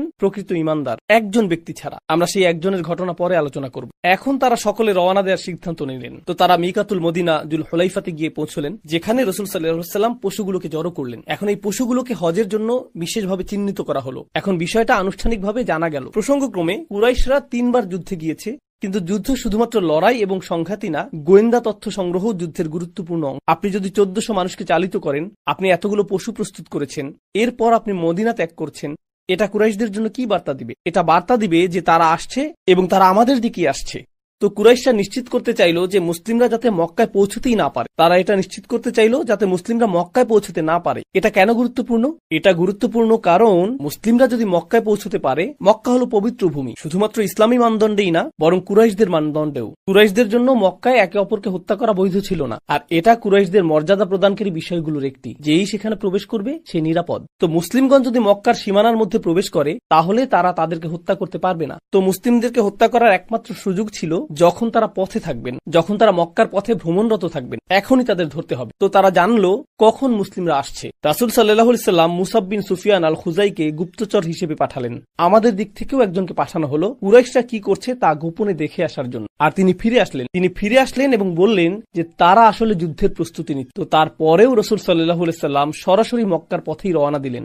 তিনি উসফান নামক স্থানে পৌঁছলেন, যেটা ছিল যাত্রা বিরতির স্থান। তিনি সেখানে পৌঁছলেন, আর মুসলিম গুপ্তচর যিনি গোয়েন্দা তথ্য সংগ্রহ করছিলেন তিনি তড়িঘড়ি ফিরে আসলেন। তিনি বললেন কুরাইশরা সম্ভাব্য সকলকেই জড়ো করেছে, তারা প্রস্তুত। অর্থাৎ তারা আশেপাশের এলাকা থেকে এমন কিছু গোত্র জড়ো করেছে যারা গুপ্ত হত্যার জন্য বিখ্যাত। বেশ কিছু সহিংস গোত্র তারা জোগাড় করেছে। সম্ভাব্য সকল দুর্বৃত্তদের জড়ো করার সর্বোচ্চ চেষ্টা তারা করেছে।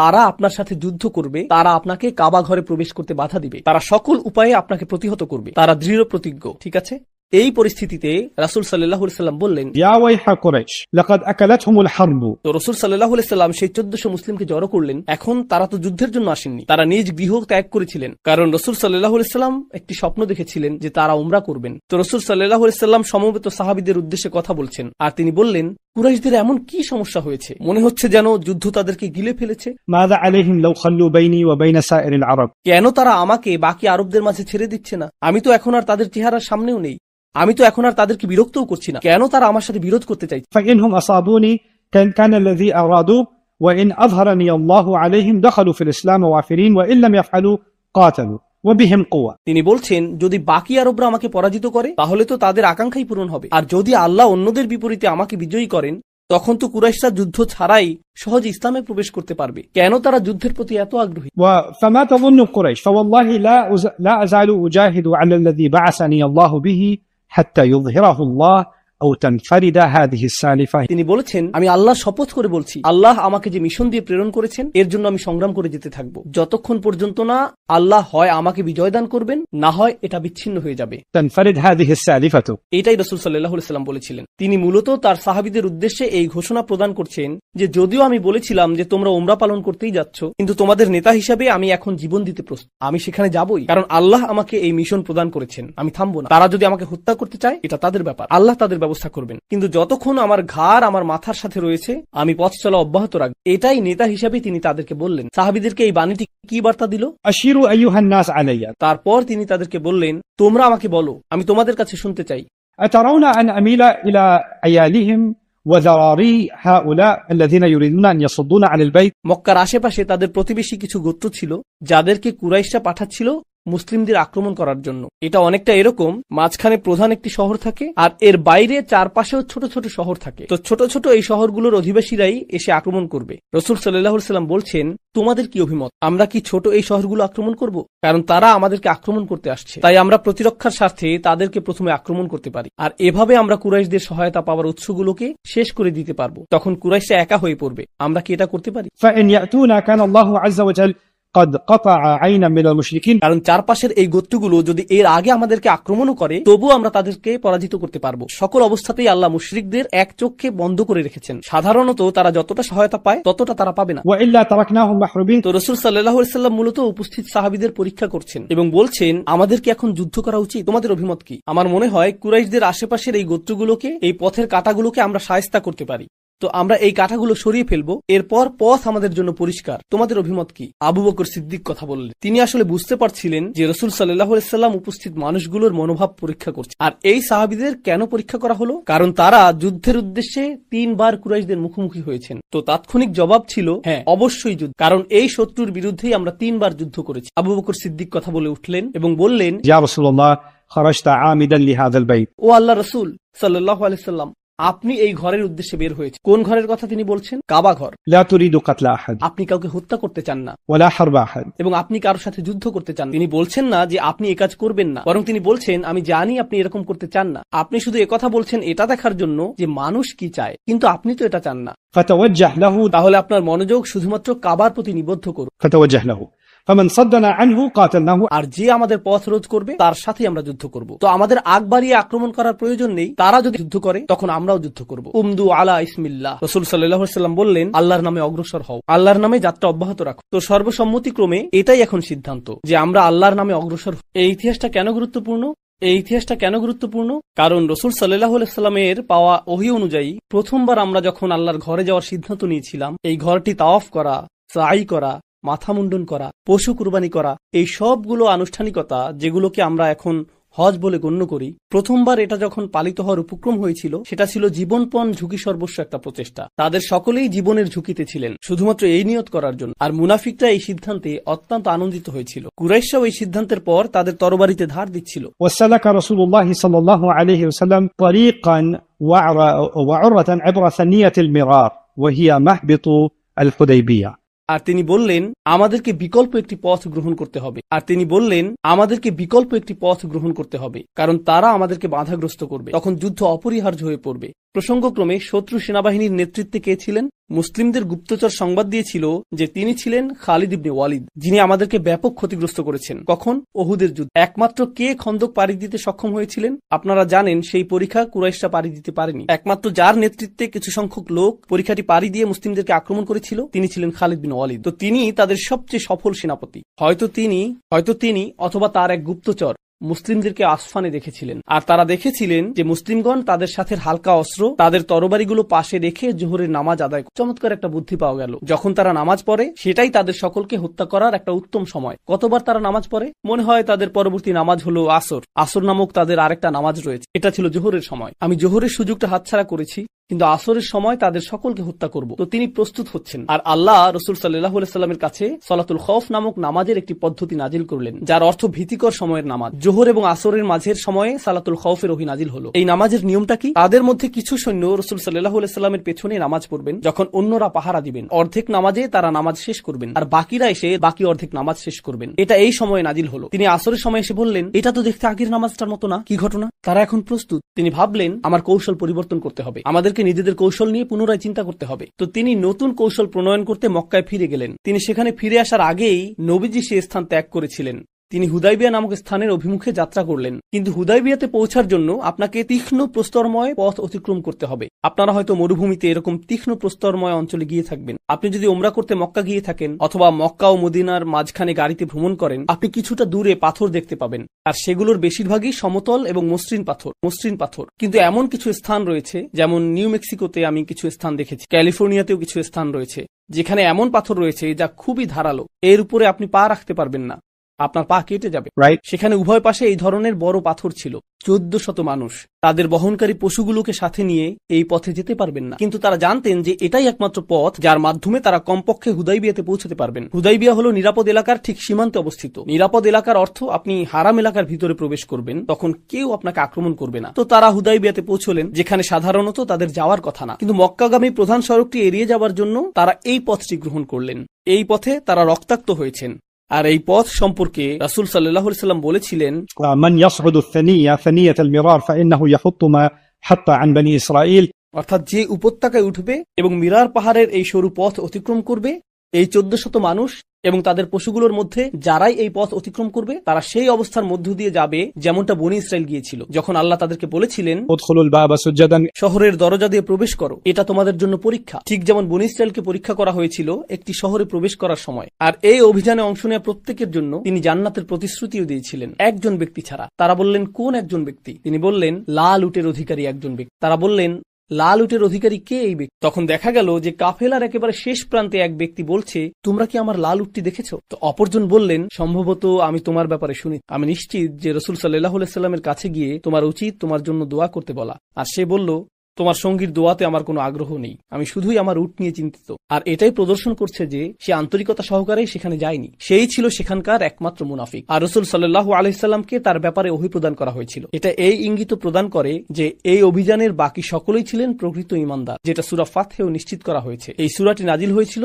সম্পূর্ণ এই অভিযানটির শেষ। তো এখন তারা যাচ্ছেন, তারা ভ্রমণ করছেন। খালিদ ইবনে ওয়ালিদ আরো সৈন্য সহ আসফানে ফেরত আসলেন, কিন্তু সেখানে কেউ নেই, তারা প্রস্থান করেছেন। তারা অপরিচিত রাস্তা ধরে কোন দিকে গিয়েছেন? হুদাইবিয়া। তো এখন তিনি ছুটে যাবেন যাতে সেখানে পৌঁছার পূর্বেই তাদেরকে প্রতিহত করা যায়, কিন্তু তারা ইতিমধ্যেই হুদাইবিয়াতে পৌঁছে গিয়েছেন। হুদাইবিয়া ছিল একটি কূপ, পাশে ছিল উটের কুজের মতো পাহাড়, আর কূপটি ছিল শুষ্ক। তো যখন তারা সেখানে পৌঁছলেন রাসূল সাল্লাল্লাহু আলাইহি সাল্লামের উটটি থেমে গেল। আমি আপনাদেরকে সেটা পড়ে শোনাচ্ছি। وسار النبي صلى الله عليه وسلم حتى إذا كان بالثنية التي يهبط بها عليهم منها بركت به راحلته.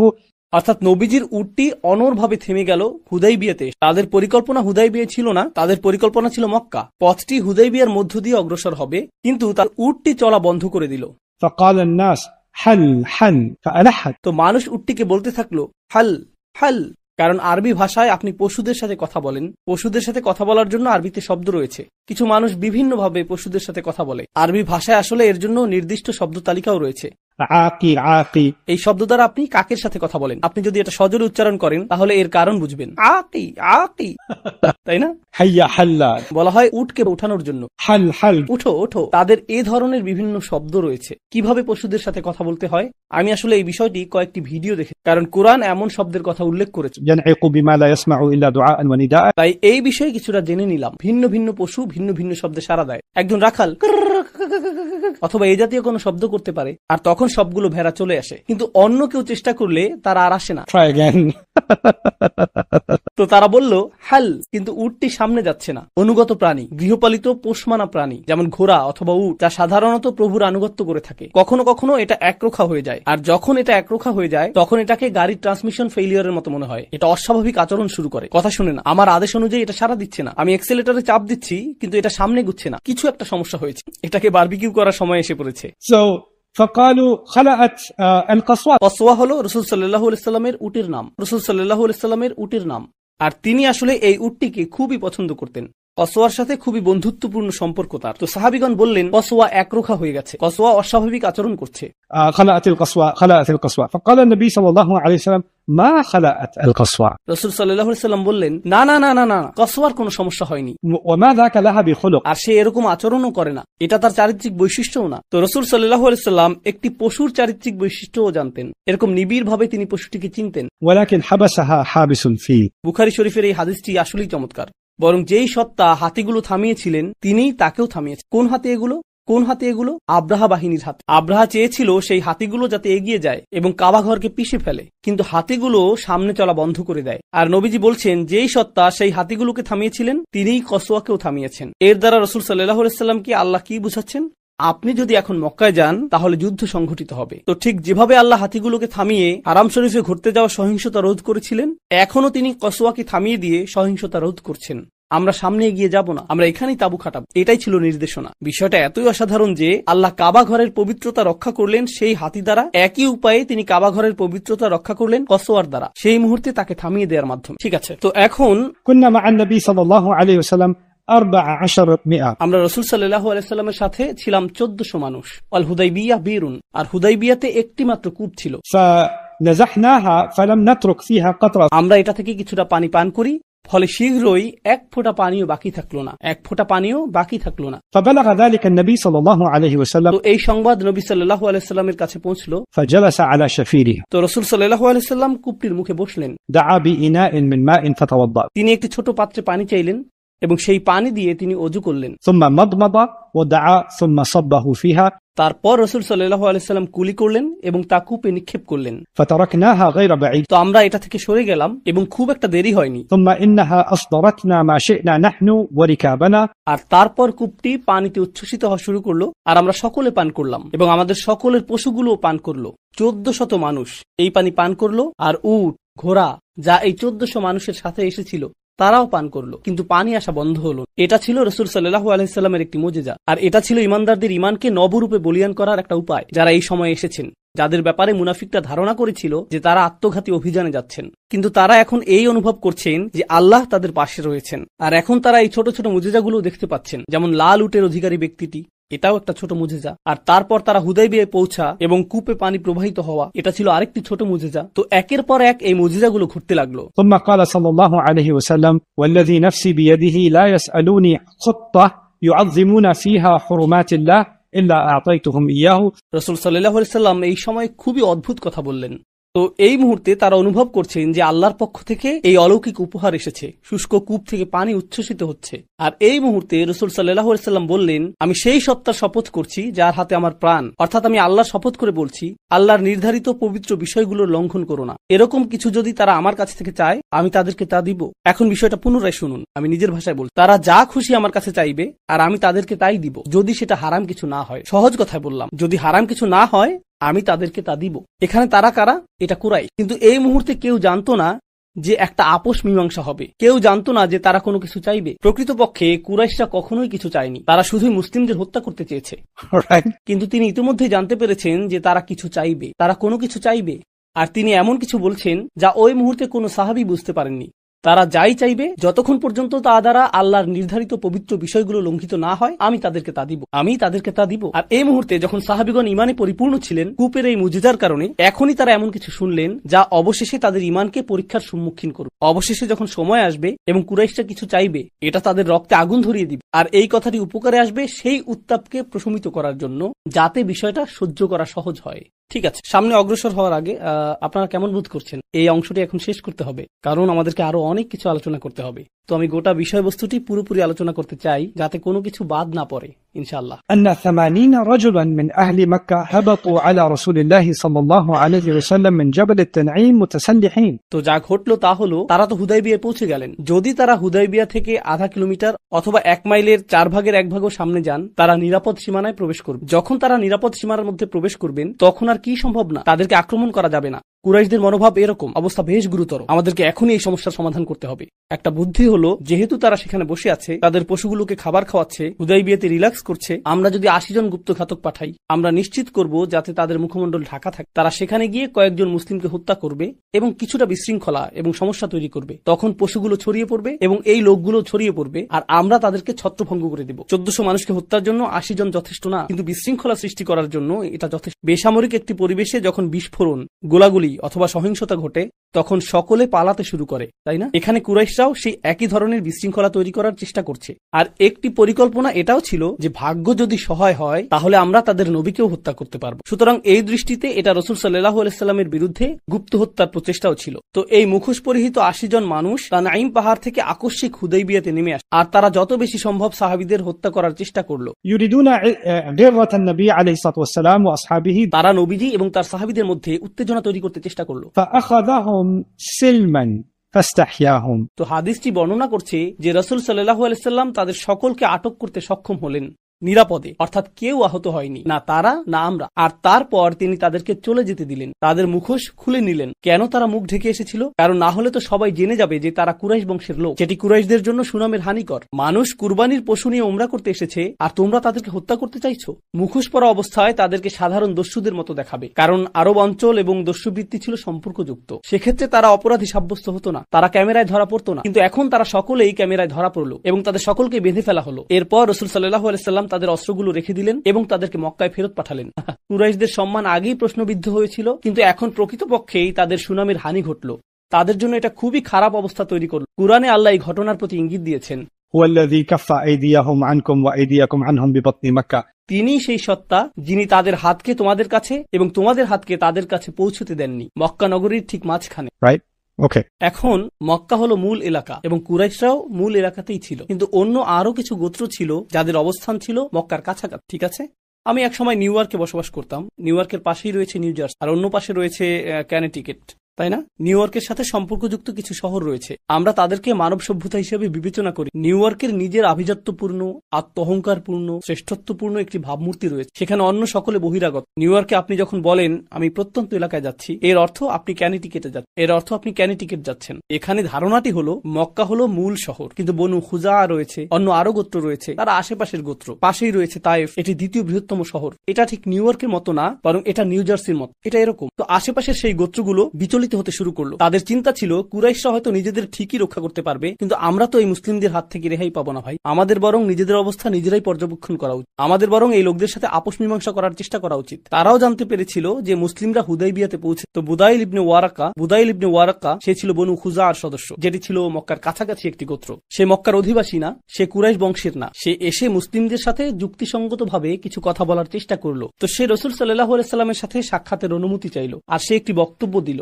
এই হলো তার বক্তব্য, إني تركت كعب بن لؤي وعامر بن لؤي। অর্থাৎ আমি কাব এবং আমেরকে পেছনে ফেলে এসেছি, যারা হলো লুয়াইয়ের সন্তান। এর অর্থ কি? লুয়াইয়ের পুত্র কাব এবং আমের ছিল তাদের কিংবদন্তি যোদ্ধা। তারা ছিল তাদের কাছে হারকিউলিস অথবা এই জাতীয় কিছু। এরা তাদের মহান কিংবদন্তি যোদ্ধা। আর যখন তারা এটা বুঝতো যে কেউ আক্রমণের প্রস্তুতি নিচ্ছে এবং হত্যা করার জন্য প্রস্তুতি নিচ্ছে, তখন এরকম বলতো, আমি কাব ইবনে লুয়াই এবং আমের ইবনে লুয়াইকে রেখে এসেছি। তো তার এই কথার অর্থ হলো, তোমরা বুঝতে পারছো না, মক্কার এই লোকগুলোকে আমি যেটুকু দেখেছি তাতে মনে হয়েছে তারা তোমাদের সকলকে হত্যা করতে প্রস্তুত। আর তারপর সে বলল, ونزلوا أعداد مياه الحديبية তারা হুদাইবিয়ার কাছাকাছি চলে এসেছে। ومعهم العوذ والمطافيل। তারা তাদের গর্ভবতী উটগুলোকে সাথে নিয়ে এসেছে। এর অর্থ হলো তারা এমনকি তাদের গর্ভবতী নারীদেরও তাদের সাথে আনছে। এর পেছনের কারণটা মনে আছে? তারা হত্যা করতে প্রস্তুত, তারা পরোয়া করে না, তারা পিছু হটবে না। এটা পূর্ণ মাত্রার যুদ্ধ, আপনারা আপোষ মীমাংসার অবস্থানে নেই। এটাই নবীজিকে সে বলতে চেয়েছিল, এটাই সে বলেছে। وهم مقاتلوك وصادوك عن البيت। তারা আপনার সাথে যুদ্ধ করবে, আল্লাহর ঘরে পৌঁছানোর কোনো সম্ভাবনাই আপনার নেই। সেটা সম্ভব না। আপনাকে বুঝতে হবে যে খুব সম্ভবত যা ঘটবে তা হলো আপনারা মৃত্যুমুখে পতিত হবেন। فقال رسول الله صلى الله عليه وسلم নবীজি তাকে জবাব দিলেন, أن لم نجئ لقتال أحد আমরা কারোর সাথে যুদ্ধ করতে এখানে আসি, ولكننا جئنا مؤتمرين বরং আমরা উমরা করতে এখানে এসেছি। وإن قريشا نهكتهم الحرب কুরাইশদের জন্য যুদ্ধ একটি নেশায় পরিণত হয়েছে। কুরাইশদের জন্য যুদ্ধ একটি নেশায় পরিণত হয়েছে, وأضرت بهم। আর এটা শুধুই তাদের ক্ষতি করছে। এটি নবীজির করা চমৎকার একটি উক্তি। এটা তাদের ক্ষতি করছে। এটা খুব সূক্ষ্মভাবে এই কথা বলে যে তোমরা বদরে শিক্ষা গ্রহণ করনি, ওহুদের প্রথমার্ধে তোমরা পরাজয়ের সম্মুখীন হয়েছিলে, আর মনে আছে যখন তোমরা সকলে মিলে খন্দকের যুদ্ধে এসেছিলে এবং ফিরে গিয়েছিলে। এটা তাদের ব্যাপক ক্ষতি সাধন করেছে। فإن شاءوا مادتهم مدة।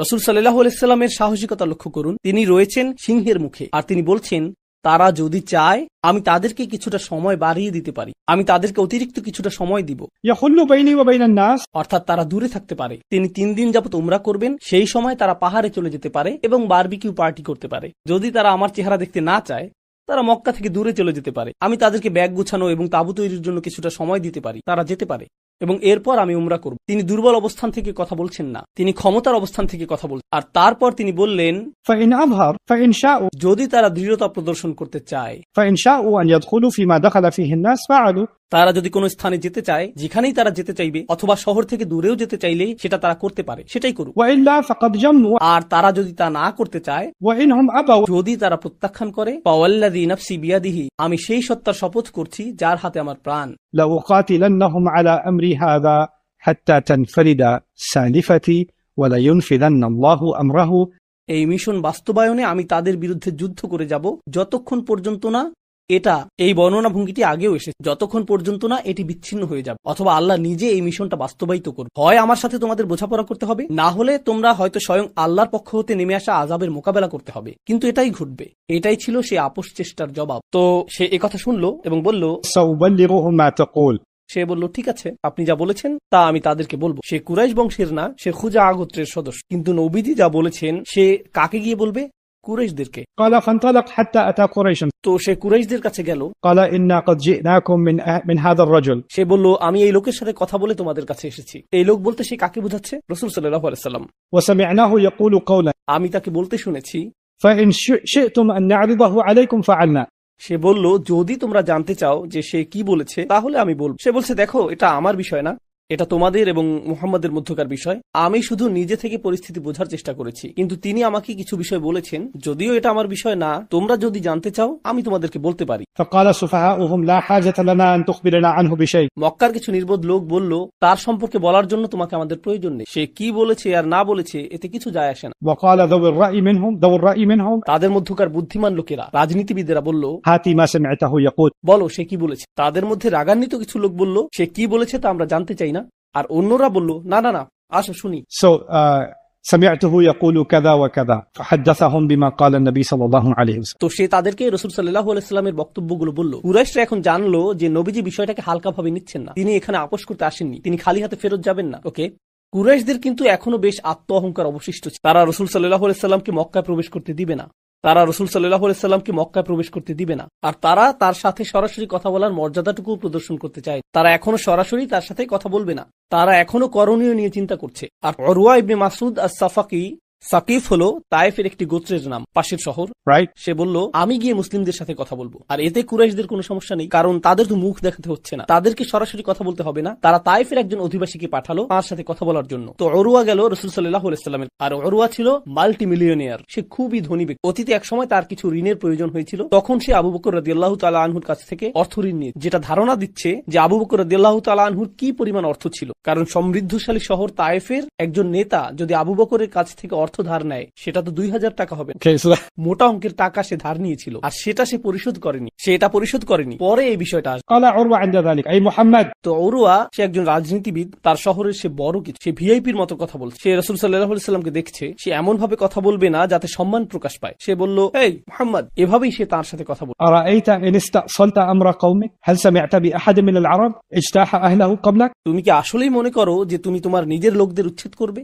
তুমি কি কোনো আরবকে তার নিজের গোত্রের সাথে এমনটা করতে দেখেছো? এভাবেই সে নবীজির সাথে কথা বলতে শুরু করলো, কারণ সে বুঝাতে চাইছে যে তুমি তো কুরাইশদের জন্য বিব্রতকর। কিভাবে তুমি নিজের লোকদের উচ্ছেদের চেষ্টা করছো? তুমি তোমার নিজের লোকদের প্রতি বিশ্বস্ত না। এটা বলার অন্যতম একটি কারণ হলো, কারণ সে রাসূল সাল্লাল্লাহু আলাইহি সাল্লামের চারপাশে বিভিন্ন গোত্রের অনেক লোক দেখতে পেয়েছিল। সেখানে সে দাসদেরকে দেখলো, সে এমন মানুষদের দেখলো যাদের পরিবার শতাব্দী কাল যাবত একে অপরের সাথে যুদ্ধে লিপ্ত, কিন্তু এখন তারা পরস্পর ভাই, একসাথে নামাজ পড়ছে, খাবার খাচ্ছে। আর সে চিন্তা করছে, এরা কারা, এটা কি? আর তুমি তোমার গোত্রের বিরুদ্ধে যাচ্ছ এই লোকদের জন্য। وإن تكن الأخرى فإني والله لا أرى وجوها وإني لا أرى أوشابا من الناس خليقا أن يفروا ويدعوك. সে বলল, আমি জানি না তুমি এখানে কি করছো। শোনো, আমি তোমার চারপাশে এমন লোকজন দেখছি, আমি তোমার চারপাশে এমন মানুষ দেখছি, আমি তোমার চারপাশে এমন বিচিত্র ধরনের মানুষ দেখতে পাচ্ছি যে যদি পরিস্থিতি ঘোলাটে হয়ে যায়, যদি আসলেই সমস্যা দেখা দেয়, যদি যুদ্ধ শুরু হয়, এই লোকগুলো তোমাকে ছেড়ে পালিয়ে যাবে। তারা একটি বাস স্টপের যাত্রীদের মতোই বৈচিত্র্যপূর্ণ, কারণ তার চিন্তা অনুযায়ী কে আপনার বিশ্বস্ত, আপনার গোত্র, কারা আপনার জন্য পতাকা ধারণ করবে, আপনার আত্মীয় স্বজন, আপনার বংশ, আপনার পরিবার। এটাই গোত্রীয় প্রথা, তাই না?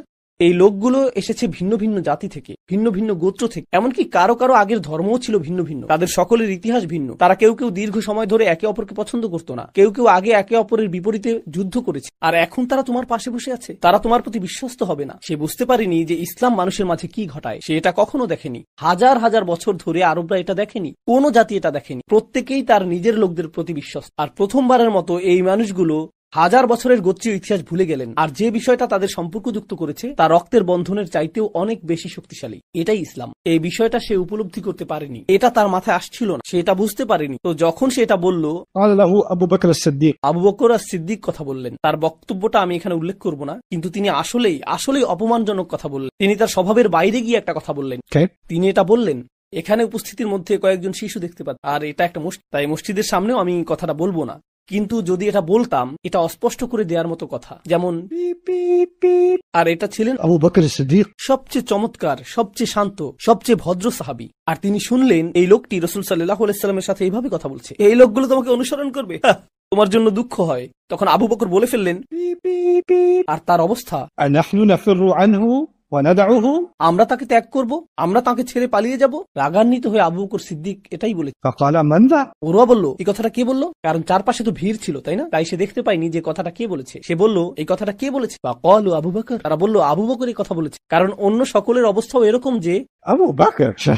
What is this? قال أما والذي نفسي بيده لولا يد كانت لك عندي لم أجزك بها لأجبتك. সে বলল, সেই সত্তার শপথ করে বলছি যার হাতে আমার প্রাণ রয়েছে, আমি যদি তোমার কাছে ঋণগ্রস্ত না থাকতাম তোমার কথার জবাব দিতাম। মনে আছে যে সে টাকা ধার নিয়েছিল, মূলত সে বিবেচনা করছে এখন আমরা সমানে সমান, আমি তোমাকে আর ঋণ পরিশোধ করব, কারণ আমি তোমার পাওনা পরিশোধ করেছি সকলের সামনে তোমার অপমানজনক কথা শোনার মাধ্যমে। Right. তো فاتفق عروة وهو يكلم رسول الله صلى الله عليه وسلم يمس لحيته. বিষয়টা মনোযোগ দিয়ে শুনুন। উরওয়া ছিল রাজনীতিবিদ, সংসদ সদস্যের মত। সেই সময়ে বয়োজ্যেষ্ঠরা যখন একে অপরের সাথে কথা বলতো এবং তারা যখন অপেক্ষাকৃত কম মর্যাদা বা বয়সের কারোর সাথে কথা বলতো, আর তাদের যখন মনে হতো যে অপর ব্যক্তি মনোযোগ দিচ্ছে না, তারা সেই অমনোযোগী ব্যক্তির দাড়ি ধরে বলতো, হেই, আমি যা বলছি মনোযোগ দিয়ে শোনো। এটা ছিল তাদের আপোষ মীমাংসার ধরন। আর যারা অভিজাত শ্রেণীর মানুষ তারা এরকমটা করত এবং পার পেয়ে যেত। তো সে রাসূল সাল্লাল্লাহু আলাইহি সাল্লামের সাথে কথা বলছে, আর সে কি করার চেষ্টা করলো? নবীজির দাড়ি ধরার চেষ্টা করলো। এখন মুগীরা রাদিয়াল্লাহু রাদিয়াল্লাহু তাআলা আনহু, তিনি মাথায় শিরস্ত্রাণ পরিহিত ছিলেন। আমি ঘটনাটি পড়ছি। قائم على رأس رسول الله صلى الله عليه وسلم بالسيف মুগীরা রাসূল সাল্লাল্লাহু আলাইহি সাল্লামের ঠিক মাথার কাছে দাঁড়িয়ে ছিলেন, আর তার وعلى وجهه المغفر তার মাথায় একটি শিরোনাস্ত্র ছিল। তো তার চেহারা দেখা যাচ্ছিল না। তিনি যোদ্ধাবেশে একজন প্রহরী, তার নাম মুগীরা, আর তিনি রাসূল সাল্লাল্লাহু আলাইহি সাল্লামের পাশে দাঁড়িয়ে ছিলেন। فاتسق المغيرة كلما مس لحية رسول الله صلى الله عليه وسلم قرع يده ويقول اكفف يدك عن مس لحية رسول الله প্রতিবারই সে যখন নবীজির দাড়ি ধরার চেষ্টা করত, মুগীরা তরবারির হাতল দিয়ে তার হাতে সজোরে আঘাত করতেন, আর তার অবস্থা আর আলোচনার এক পর্যায়ে আবারও সে হাত বাড়ালো, আর তার হাতে আবারও আঘাত এসে পড়ল 2-3 বার। তৃতীয়বার তিনি বললেন, রাসূল সাল্লাল্লাহু আলাইহি সাল্লামের দাড়ি থেকে তোমার হাত ধরে রাখো, قبل أن لا تصل إليك না হলে এটা আর তোমার নিজের কাছেই ফিরবে না। হাত নিজের কাছে রাখো, না হলে তোমাকে হাতটি হারাতে হবে। কেউ উরওয়ার সাথে কখনো এইভাবে কথা বলে, তাদের সাথে কেউ এভাবে কথা বলে না, তারা তো অভিজাত শ্রেণী। সে বলল, فلما أكثر عليه غضب عروة فقال ليت شعري উরওয়া অপমানিত এবং রাগান্বিত হয়ে উঠল। সে বলল, Are you serious? সত্যি কি এটা ঘটেছে? من أنت يا محمد তুমি কে মুহাম্মদ? মূলত সে বলছে, তুমি নিজেকে কি মনে করছো? আর তারপর সে বলছে, ومن هذا الذي أرى من بين أصحابك আর এটা কে যে আমার সাথে এরকম করার দুঃসাহস দেখিয়েছে? তোমার পেছনে এটা কে যে আমাকে আঘাত করলো? فقال رسول الله صلى الله عليه وسلم রাসূল সাল্লাল্লাহু আলাইহি সাল্লাম বললেন, هذا ابن أخيك المغيرة ابن شعبة এটা তোমার ভাতিজা মুগীরা ইবনে শুবা, কারণ তার মাথায় শিরোনাস্ত্র পরিহিত ছিল। Hey uncle فقال رسول الله صلى الله عليه وسلم هذا ابن أخيك المغيرة ابن شعبة قال وأنت بذلك يا غدر والله ما غسلت عنك عذرك إلا بعلابة أمس لقد ورثت সে বলল, তুমি আমার সাথে যে বিশ্বাসঘাতকতা করেছো তা আমি কখনোই। তো সে আসলেই বেশ চিন্তিত। সে বুঝতে পারলো এই আপোষ চেষ্টা কার্যকর হবে না। প্রথমত আবু বকর সিদ্দিকের কাছ থেকে সে গালমন্দ শুনলো, এরপর তার আপন ভাতিজা তার হাতে আঘাত করল। সে ভাবলো, এই লোকগুলোর উপর আমার কোনো প্রভাব নেই, এদের সাথে আমি আলোচনা চালাতে পারবো না। তো সে ফিরে আসলো কুরাইশদের কাছে। فقال يا أي قوم কথাগুলো লক্ষ্য করুন। সে বলল, হে লোক সকল, والله لقد وفدت على الملوك সে বলল, আমি এর আগে রাজা মহারাজাদের কাছে দূত হয়ে গিয়েছি। আমি পৃথিবী ভ্রমণ করেছি এবং দূত হয়ে অনেক রাজ দরবারে গিয়েছি। وفدت على قيصر وكسرى আর আমি রোম এবং পারস্যের মহারাজাদের দেখি, সেই সময়ের 2 পরাশক্তি والنجاشي এবং আবিসিনিয়ার রাজা। والله إن رأيت ملكا قط আমার জীবনে এরকম কোন রাজা দেখিনি يعظمه أصحابه ما يعظم أصحاب محمد صلى الله عليه وسلم محمدا আমি আমার জীবনে এমন কোন রাজার সহচর দেখিনি যারা তাদের রাজাকে সম্মানিত করে, মহিমান্বিত করে, তাদের রাজার মহত্বকে উচ্চকিত করে, যেভাবে মুহাম্মাদের সহচররা তার মহত্বকে উচ্চকিত করে। আমি রাজ দরবারে কখনো এরকমটা দেখিনি। والله إن تنخم نخامة إلا وقعت في كف رجل منهم এখানে সে কাব্যিক ভাষায় কিছুটা অতিরঞ্জিত করে বলেছে। সে বলল, এই লোকটি যদি থুতুও ফেলে তা তার অনুসারীদের কোনো একজনের হাতেই পড়ে, তারা তা মাটিতে পড়তে দেয় না। فذلك بها وجهه وجلده যদি তার চেহারা অথবা শরীর থেকে এক ফোঁটা ঘামও ঝরে পড়ে, তারা তাদের হাত দিয়ে তা ধরে ফেলে। وإذا أمرهم ابتدروا أمره আর তিনি যখন তাদের কোনো কিছু করার আদেশ দেন তা পালন করার জন্য তারা একে অপরের সাথে প্রতিযোগিতা করে। وإذا توضأ كادوا يقتتلون على وضوئه যখন তিনি অজু করেন তারা যেন একে অপরের সাথে যুদ্ধে লিপ্ত হয় তার সেই অজুর পানি সংগ্রহ করার জন্য। وإذا تكلم خفضوا أصواتهم عنده আর যখন তিনি কথা বলেন তারা নিজেদের কণ্ঠস্বরকে অবনমিত করে। وما يحدون إليه النظر تعظيما له আর তার মর্যাদার কথা স্মরণ করে তাদের কেউ চোখের ভুরু উপরে তোলে না এবং চোখ বড় করে তার দিকে তাকায় না। তারা এমনকি আক্রমণাত্মক ভঙ্গিতে তার সাথে চোখাচোখিও করে না, এমনকি যখন তারা তার দিকে তাকায় সেই দৃষ্টিতেও বিনয় ঝরে পড়ে। وإنه قد عرض عليكم خطة رشد فاقبلوها শোনো, তিনি তোমাদের ভালো একটি প্রস্তাব দেন, এটা গ্রহণ কর। ওরওয়া এই কথা বলছে। শোনো, তার কথা যুক্তি আছে, তিনি উদ্ভট কিছু বলছেন না। সে শুধু এতটুকুই বলল না, সে বলল তার অনুসারীরা খুবই মজবুত ভাই। পরিস্থিতি যদি খারাপ হয়ে যায়, আমি দেখতে পাচ্ছি যে তোমরা নিজেদের অনুসারীদের পালানো থেকে ধরে রাখতে পারবে না। তোমাদের লোকেরা তোমাদের ছেড়ে পালিয়ে যাবে, তার লোকেরা পালাবে না। সে তাদেরকে বলল, اقبلوا ما عرض فإني لكم ناصح শোনো, তিনি যে প্রস্তাব দিচ্ছেন তা গ্রহণ করো, আমি তোমাদের পক্ষেরই একজন। তোমাদের জন্য উত্তম হলো মুহাম্মদ যা বলছেন তা তোমরা মেনে নাও। مع أني أخاف أن لا تنصروا عليه কারণ আমি ভীত যে যখন সময় আসবে তার বিরুদ্ধে যুদ্ধ করার জন্য তোমরা সাহায্যকারী পাবে না। رجل أتى هذا البيت معظما له معه الهدي ينحره وينصرف সে বলল, তিনি একজন মানুষ যিনি কাবা ঘরের উদ্দেশ্যে এসেছেন শুধুমাত্র ঘরটির প্রতি শ্রদ্ধা প্রদর্শনের জন্য। তিনি আসবেন, পশু কুরবানি করবেন এবং চলে যাবেন। এটা এতটাই সহজ। জবাবে তারা যা বলল আমি তা পড়ে শোনাচ্ছি। তারা তাকে বলল, لا تكلم بهذا يا أبا يعفور আবু ইয়াফুর হলো তার ডাক নাম। তারা বলল, এভাবে কথা বলো না, আমরা তোমাকে সম্মান করি, তুমি এভাবে ভেঙে পড়ছো কেন? لو غيرك تكلم بهذا للناه.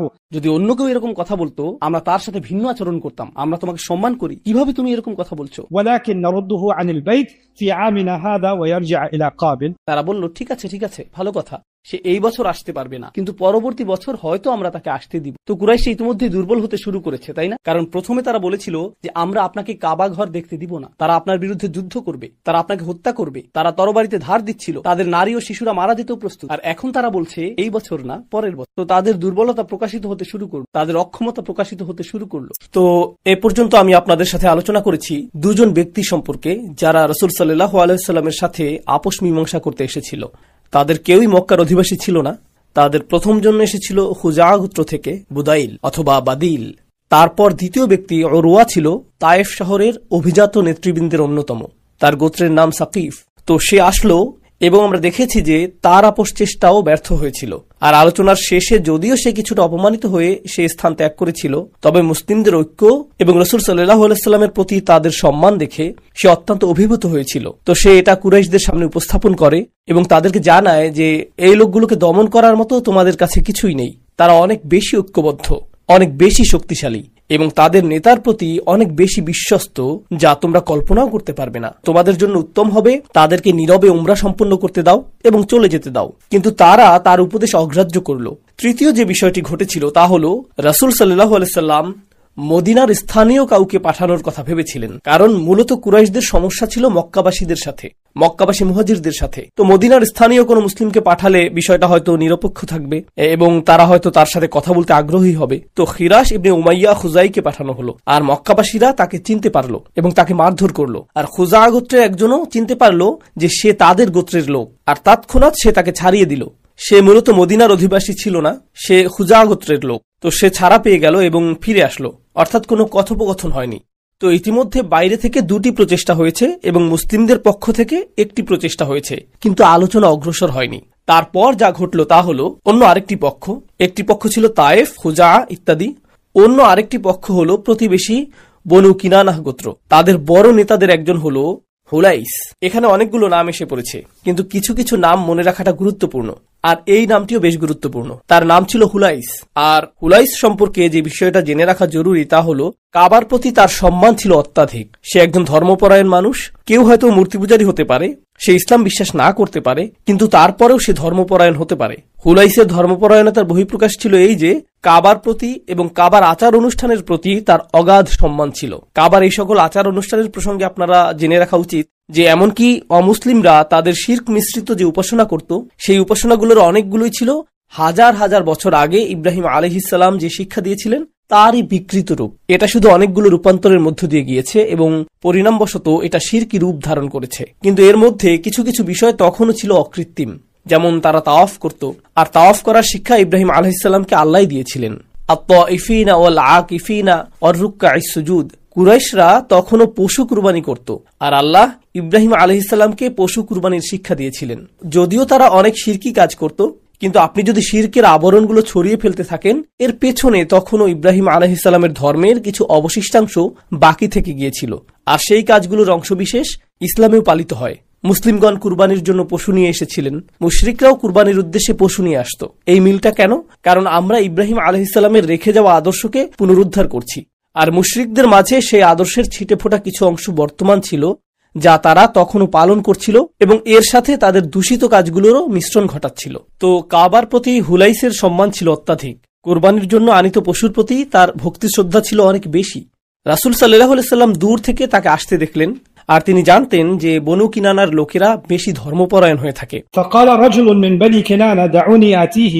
তো বনু কিনানার এক ব্যক্তি অর্থাৎ হুলাইস বলল, আমি তার সাথে কথা বলবো। তো সে কুরাইশদেরকে বলল, তায়েফের প্রতিনিধিতে কাজ হয়নি, অন্য প্রতিনিধিতেও কাজ হয়নি, আমি ধর্মপরায়ণ মানুষ, আমি তাদের সাথে কথা বলবো, দেখি যুক্তিসঙ্গত কোনো সমাধানে পৌঁছতে পারি কিনা। فقالوا ائته। যাও লোকটির সাথে কথা বলো। فلما أشرف على النبي صلى الله عليه وسلم وأصحابه। যখন সে রাসূল সাল্লাল্লাহু আলাইহি সাল্লাম এবং সাহাবীদের অভিমুখে আসতে লাগলো, قال رسول الله صلى الله عليه وسلم هذا فلان وهو من قوم يعظمون البدن فابعثوها له فبعثت له। তো নবীজি বললেন, এই ব্যক্তি এমন গোত্রের সদস্য কুরবানির পশুর প্রতি যাদের ভক্তি শ্রদ্ধা অনেক বেশি। এখন মুসলিমগণ কি তাদের পশুগুলো নিয়ে এসেছিলেন? তারা তাদের পশুগুলোকে নিয়ে এসেছিলেন। তো নবীজি বললেন, সে তো আমাদের উদ্দেশ্যেই আসছে, অতএব কুরবানির উদ্দেশ্যে আনিত আমাদের সকল পশুগুলোকে নিয়ে আসো এবং আমাদের সামনেই রাখো। তো সর্বপ্রথম সে যা দেখবে, মুসলিমদেরকে দেখবে না, সে পশুগুলোকে দেখবে যা আনা হয়েছে কুরবানি করার উদ্দেশ্যে। আর এগুলোর জন্য ইতিমধ্যেই তার মনে ভক্তি শ্রদ্ধা রয়েছে। তো সে ভাবলো, ও তারা কি তাহলে পবিত্র হজব্রত পালন করতে এসেছে? এগুলো তো কুরবানির পশু। আর যখন সে কাছে আসতে থাকলো, সে লক্ষ্য করলো যে তারা তালবিয়া উচ্চারণ করছে, লাব্বাইক আল্লাহুম্মা লাব্বাইক, লাব্বাইক লা শারীকা লাক লাব্বাইক। তারা সৃষ্টিকর্তাকে স্মরণ করছিলেন। তো সে ভাবলো, এটা তো কোনো যুদ্ধ না, এই লোকগুলো এখানে এসেছেন আল্লাহর উপাসনা করার জন্য, তারা তাদের পশুগুলোকে এনেছেন কুরবানি করার জন্য, কেন আমি তাদের সাথে আপোষ মীমাংসা করতে এসেছি? ফালাম্মা রাআ যালিকা ক্বালা সুবহানাল্লাহ। তো যখন সে এটা দেখলো, সে বলল সুবহানাল্লাহ। প্রাচীন আরবি ভাষায় সুবহানাল্লাহ বলা হয় যখন আপনি ধর্মবিরোধী কিছু দেখতে পান, যখন আপনি সৃষ্টিকর্তার প্রতি অবমাননাকর কিছু দেখতে পান, তখন আপনি বলেন সুবহানাল্লাহ।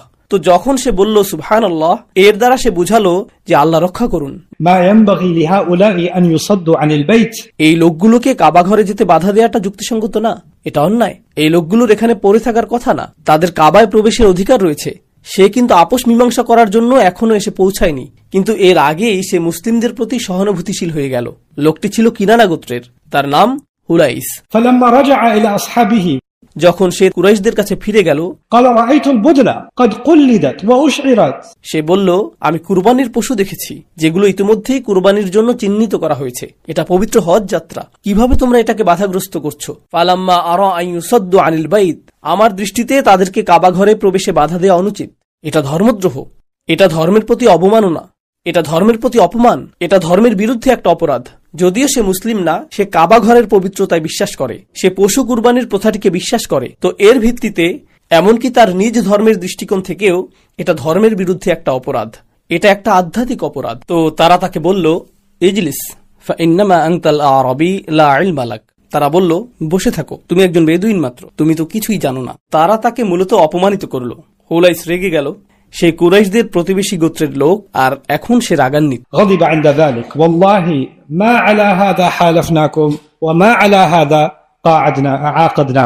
সে বলল, আমি আল্লাহর শপথ করে বলছি, এর জন্য আমরা তোমাদের সাথে এক কাতারে শামিল হইনি। আমরা তোমাদের প্রতি বিশ্বস্ত থাকার, তোমাদের মিত্র হওয়ার শপথ করেছিলাম, কিন্তু এর জন্য না।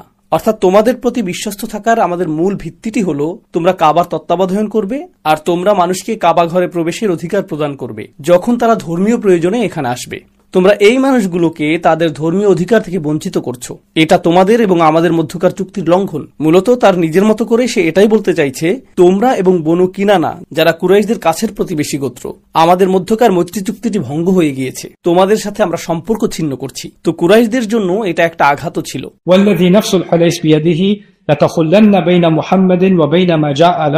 সে বলল, আমি সেই সত্তার শপথ করছি যার হাতে আমার জীবন, তোমরা অবশ্যই মুহাম্মদকে তার মতো ছেড়ে দিবে, তিনি যা করতে এসেছেন তা সম্পন্ন করতে দিবে। তা না হলে আমি আশেপাশের সকল প্রতিবেশী গোত্রগুলোকে তোমাদের সাথে সম্পর্ক ছেদে উদ্বুদ্ধ করব। তারা তাকে বলল, চুপ করো। এখন আপনারা চুপ করানোর জন্য নতুন একটা শব্দ শিখে গেলেন, মাহ। ফার্সি ভাষায় যখন কিছু নিতে বলেন আপনি বলেন মাহ, আরবিতে মাহ অর্থ চুপ করো। ফার্সি ভাষায় বলেন এটা নাও, আপনি বলেন মাহ, আর আরবিতে আপনি বলেন চুপ করো। শিশুদের ক্ষেত্রে উভয় অর্থই প্রযোজ্য, তাই না? এটা নাও এবং চুপ করো। তো যাই হোক, তারা বলল, মাহ, কুফ আন্না, আমাদের সাথে কথা বলা বন্ধ করো হুলাইস, আমাদের যা ভালো মনে হয় আমরা সেটাই করব, আমরা নিজেদের সিদ্ধান্ত নিজেরাই নিব, তুমি কেউ না। তো এখন তারা মূলত বনু কিনানা গোত্রের সাথেও সম্পর্ক ছিন্ন করলো। এদিকে রাসূল সাল্লাল্লাহু আলাইহি ওয়াসাল্লাম পরামর্শ দিলেন যে আমরা খুজা গোত্রের যে লোকটিকে প্রথম পাঠিয়েছিলাম তাকে মারধর করা হয়েছিল, তাই আমরা এমন কাউকে পাঠানো উচিত যাকে মারধর করা সহজ না, আমাদের ওমর ইবনুল খাত্তাবকে পাঠানো উচিত। তো রাসূল সাল্লাল্লাহু আলাইহি ওয়াসাল্লাম ওমর ইবনুল খাত্তাবকে মুসলিমদের পক্ষে আপোষ মীমাংসার জন্য পাঠানোর কথা চিন্তা করলেন। তখন ওমর বললেন, মক্কার ভিতরে আমার মজবুত কোনো গোত্রীয় সম্পর্ক নেই, তারা সম্ভবত আমাকে হত্যা করার চেষ্টা করবে, তারা আমাকে হত্যা করার আগে আমি হয়তো তাদের কয়েকজনকে হত্যা করব, কিন্তু এটা আপোষ মীমাংসা হবে না, আমি আগেই বলে রাখছি। এতে তার কোনো সমস্যা ছিল না, কিন্তু তার মতে এতে আপোষ মীমাংসা হবে না। যদি এতে আপনার কোনো সমস্যা না থাকে আমারও কোনো সমস্যা নেই, আমি যেতে প্রস্তুত। কিন্তু আমার মতে আপনি যদি আপোষ মীমাংসা চান, মনে হয় ওসমানকে পাঠানোই উত্তম হবে। যে কারণে ওসমানকে পাঠানো উত্তম হবে তা হলো সে আবু সুফিয়ানের আত্মীয়, আর আবু সুফিয়ান হলো এখন মক্কার শাসক এবং প্রধানমন্ত্রী। ওসমান হলো প্রধানমন্ত্রীর ভাতিজা, তো তাদের মাঝে নিকটতর সম্পর্ক রয়েছে।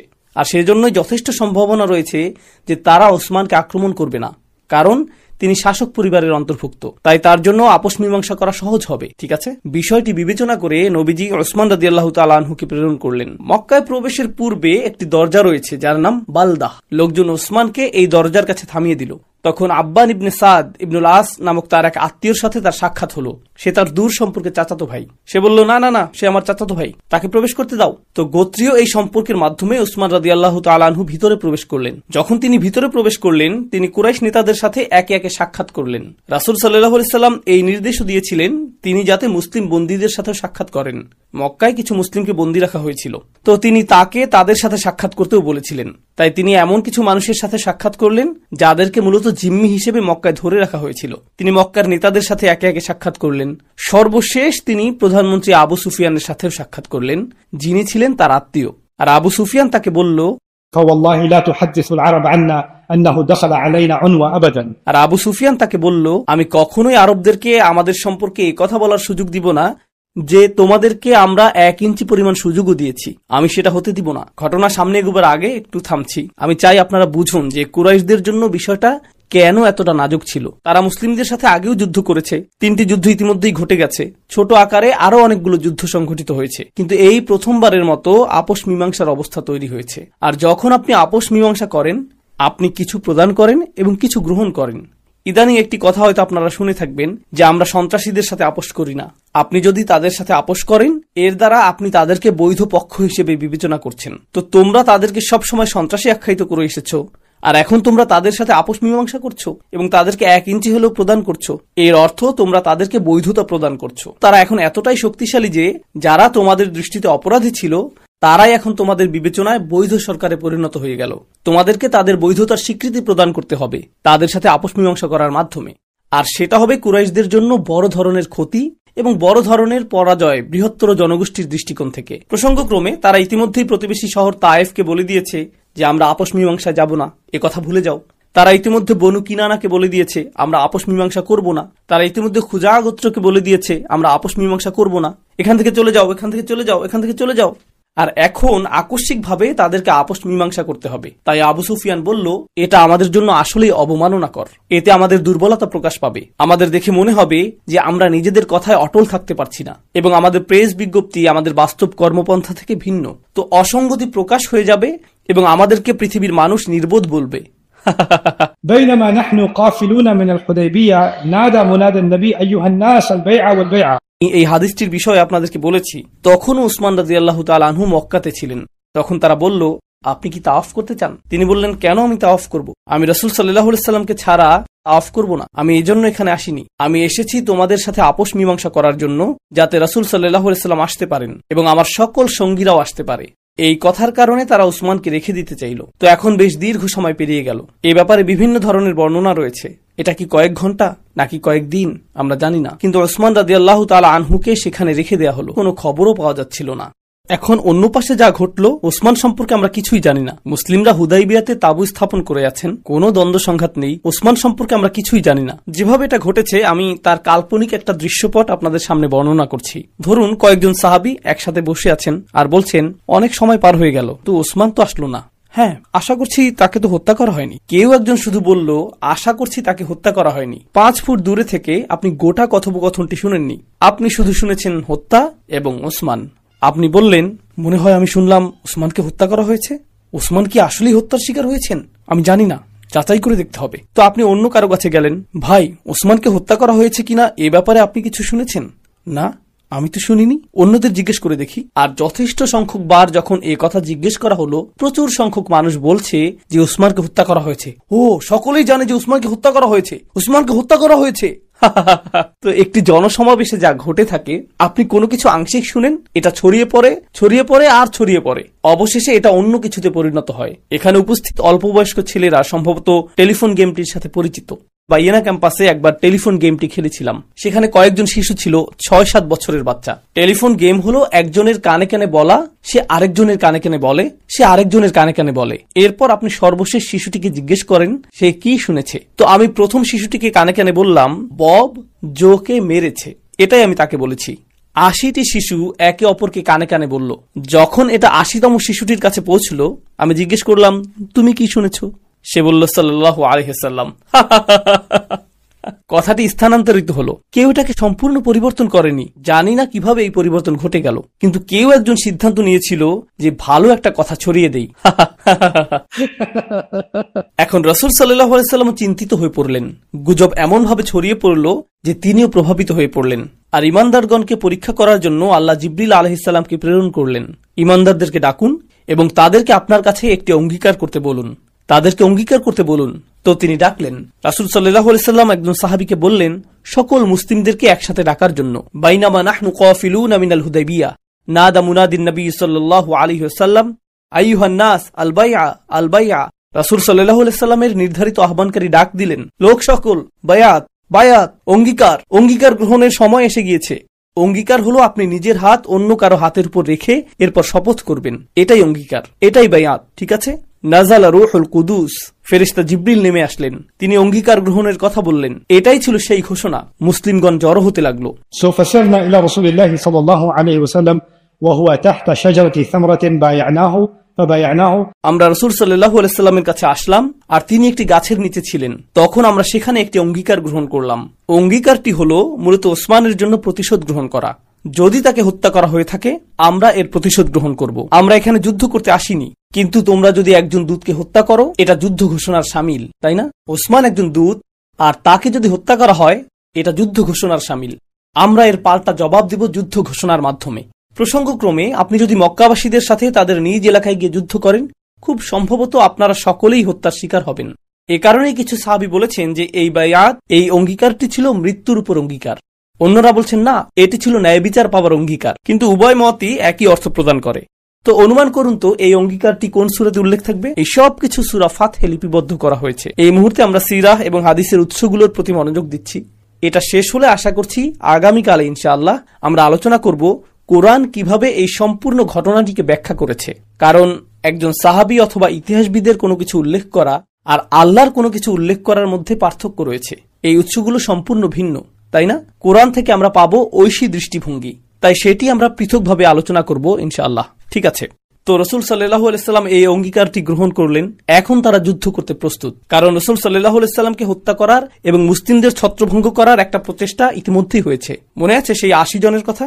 আর এখন উসমান অন্তরীণ হয়ে গেলেন, তো তারা প্রতিশোধ নিতে প্রস্তুত। আর রাসূল সাল্লাল্লাহু আলাইহি ওয়াসাল্লাম তাদেরকে বললেন, আনতুমুল ইয়াউম খায়রু আহলিল আরদ, আজ তোমরা পৃথিবীর সর্বোত্তম মানুষে পরিণত হলে। সেই সাহাবীগণ যারা অঙ্গীকার করেছেন, لا يدخل النار إن شاء الله من أصحاب الشجرة أحد الذين بايعوا تحتها। তিনি বললেন যারা এই গাছের নিচে অঙ্গীকার গ্রহণ করেছে আল্লাহর ইচ্ছায় তাদের একজনও জাহান্নামে প্রবেশ করবে না, তাদের একজনও জাহান্নামে প্রবেশ করবে না। হাফসা রাদিয়াল্লাহু তাআলা আনহু এই আয়াতটি পাঠ করেছিলেন, ওয়া ইম মিনকুম ইল্লা ওয়ারিদুহা। তিনি রাসূল সাল্লাল্লাহু আলাইহি ওয়াসাল্লামকে এই আয়াতটি সম্পর্কে জিজ্ঞেস করেছিলেন। এর অর্থ তোমাদের প্রত্যেককে আগুনের উপর দিয়ে অতিক্রম করতে হবে, এটা সেতুর মতো। ইল্লা ওয়ারিদুহা ওয়া নুনাজ্জিল লাযিনা ইত্তাকাউ ওয়া নাযারু যালিমিনা ফিহা জাসিয়া।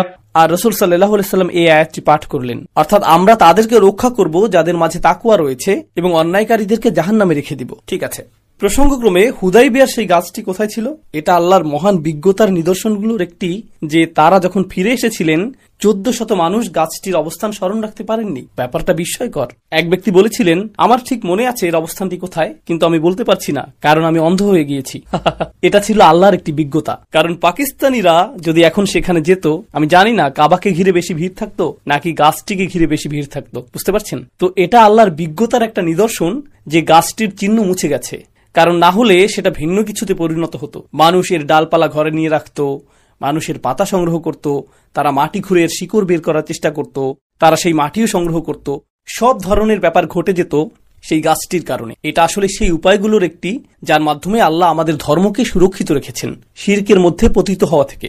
কারণ প্রজন্মান্তরে তাওহীদ শিরকের মধ্যে পতিত হয়। সেটাই ঘটেছিল নূহ আলাইহিস সালামের সাথে। অল্প পরিসরে হলেও মুসলিমদের সাথে এখনো এমনটা ঘটে যাচ্ছে। মুসলিমরা কাবা ঘরে যায়, আর নিরাপত্তা কর্মীগণ প্রত্যেক ব্যক্তিকে এবং তাদের ব্যাগগুলো চেক করে থাকে, তাই না? কিন্তু কখনো কখনো মানুষ তাদের সাথে থাকা কাঁচিগুলো লুকাতে সক্ষম হয়, আর তারা কাবার গিলাফের ছোট একটা অংশ কেটে নিয়ে আসে আর তাদের ঘরে রেখে দেয়, আর এরপর তারা নামাজ পড়ে। অদ্ভুত কাজকর্ম, এটাও শিরক। আমরা তো কাবার উপাসনা করতে যাই না, কাবা ঘরটি শুধু একটি পাথর, আর মানুষ মাকামে ইব্রাহিমকে আলিঙ্গন করে, মানুষ এটাকে আলিঙ্গন করে, মানুষ এটাকে আলিঙ্গন করে।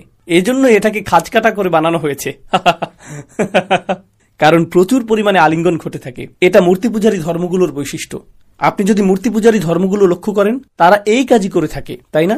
আর শয়তান এই রীতিগুলো ইসলামের মাঝে পুনরায় চালু করতে চায়, তবে আল্লাহ আমাদের ধর্মে এটা হতে দেননি। কিন্তু কিছু লোক এগুলো চালু করতে অত্যন্ত বদ্ধপরিকর, তারা কোনো না কোনো ভাবে এগুলো নিয়ে আসার চেষ্টা করে। প্রকৃতপক্ষে দক্ষিণ এশিয়ায় বর্তমানে এমন স্থানও রয়েছে যেখানে শুধু ইসলাম নামে মাত্র রয়েছে, কিন্তু রীতিনীতি সবই হিন্দু। ইসলাম নামে মাত্র আছে, কিন্তু এক কথা এটাকে বলা যায় অন্তঃসার শূন্য, তাই না? এটা সম্পূর্ণ শিরক। এর মধ্যে তাওহীদের নিকটবর্তীও কিছু নেই। তারা আল্লাহ ছাড়া অন্য সত্তাকে সিজদা করে, আল্লাহ ছাড়া অন্য সত্তার উদ্দেশ্য করে দোয়া করে, তারা একাধিক সত্তার দ্বারস্থ হয় সুরক্ষা পাওয়ার জন্য এবং সাহায্য পাওয়ার জন্য। হাউলাই শুফাআউনা ইনদাল্লাহ, মুশরিকদের সকল কাজ যা আল্লাহ উল্লেখ করেছেন তাদের মাঝেও আপনি সেগুলো পাবেন। তারা নিজেদেরকে মুসলিম বলে দাবি করে। আপনারা নিজেদেরকে যা খুশি দাবি করতে পারেন, কিন্তু আবর্জনা তো আবর্জনাই। আপনি এতে সুগন্ধি ছড়িয়ে দিতে পারেন, তবুও এটা আবর্জনা। তো এটা থেকে আল্লাহ আমাদের ধর্মকে সুরক্ষিত রেখেছেন, আর আমরাও নিজেদেরকে এটা থেকে সুরক্ষিত রাখতে হবে, এই জাতীয় ক্ষুদ্রাতি ক্ষুদ্র বিষয় থেকেও। দুর্ভাগ্যবশত যখন প্রকৃত ধর্ম বিদায় নেয়, তখন সেখানে মানব সৃষ্ট ধর্মীয় রীতিনীতি স্থান করে নেয়। এমনটাই ঘটে থাকে। আপনার মাঝে অকৃত্রিম বিশ্বাস থাকতে হবে, বিশ্বাস থাকে হৃদয়ে, তাই না? সাহাবীদের হৃদয়ে কোরআন ছিল, আর তাদের বেশিরভাগই জানতেন না কিভাবে পড়তে হয় এবং লিখতে হয়। আর যারা পড়তে এবং লিখতে জানতেন, তারা কখনো কখনো কোরআনের আয়াত পশুর হাড়ের উপর লিখে রাখতেন, পাথরের উপর লিখে রাখতেন। আপনি যদি সেখানে থাকতেন, আস্তাগফিরুল্লাহ, এটা কি ধরনের কাজ? আপনি হয়তো কোরআনকে উপরে তুলে রাখতেন এবং এটাকে কাচের বক্সে সংরক্ষিত করে রাখতেন। আমরা ইসলামকে এই ধরনের হাস্যকর বিষয়ে পরিণত করেছি, আর পরিণামবশত কোরআন এখন আর হৃদয়ে নেই। কিন্তু কমপক্ষে এটা তো গাড়ির সামনের আয়নাটিতে আছে। সামনের আয়নাটিতে আয়াতুল কুরসি রয়েছে। কোরআনের অতি ক্ষুদ্র কপি পাওয়া যায়। আপনি কি এরকম কপি দেখেছেন? এরকম কোরআন পড়তে আপনার ইলেকট্রনিক মাইক্রোস্কোপের প্রয়োজন হবে, আর আপনি সেটা গাড়ির মধ্যে রেখে দেন, কারণ সেটা যদি না রাখেন তাহলে হয়তো দুর্ঘটনা ঘটে যেতে পারে। অথবা আপনার সুরক্ষার জন্য গাড়িতে এয়ারব্যাগ সিস্টেম নেই, সেজন্য আপনি আয়াতুল কুরসি লেখা স্টিকার লাগিয়ে রাখেন। এটা কি ধরনের ধর্ম জানেন? এটা কি? এটা ঠিক খ্রিস্টানদের মতো, যারা গাড়ির পেছনে একটি তাজ রেখে দেয় অথবা ক্রুশ ঝুলিয়ে রাখে। আপনারা এগুলো দেখেছেন? এই ধরনের অজ্ঞতাকে ধ্বংস করার জন্যই ইসলাম এসেছে। কিন্তু জানেন আমরা কি করছি? আমরা অন্যদেরকে এরকম করতে দেখেছি, আমরা অন্য ধর্মে এরকমটা দেখেছি, আর বলেছি তাদের এটা আছে, আমাদেরও তো এরকম থাকতে পারে। এই যে আল্লানা ইলাহান কামা লাহুম আলিহা, বনি ইসরাইল মুসা আলাইহিস সালামকে বলেছিল আমাদের জন্য একটি প্রতিমা বানিয়ে দাও।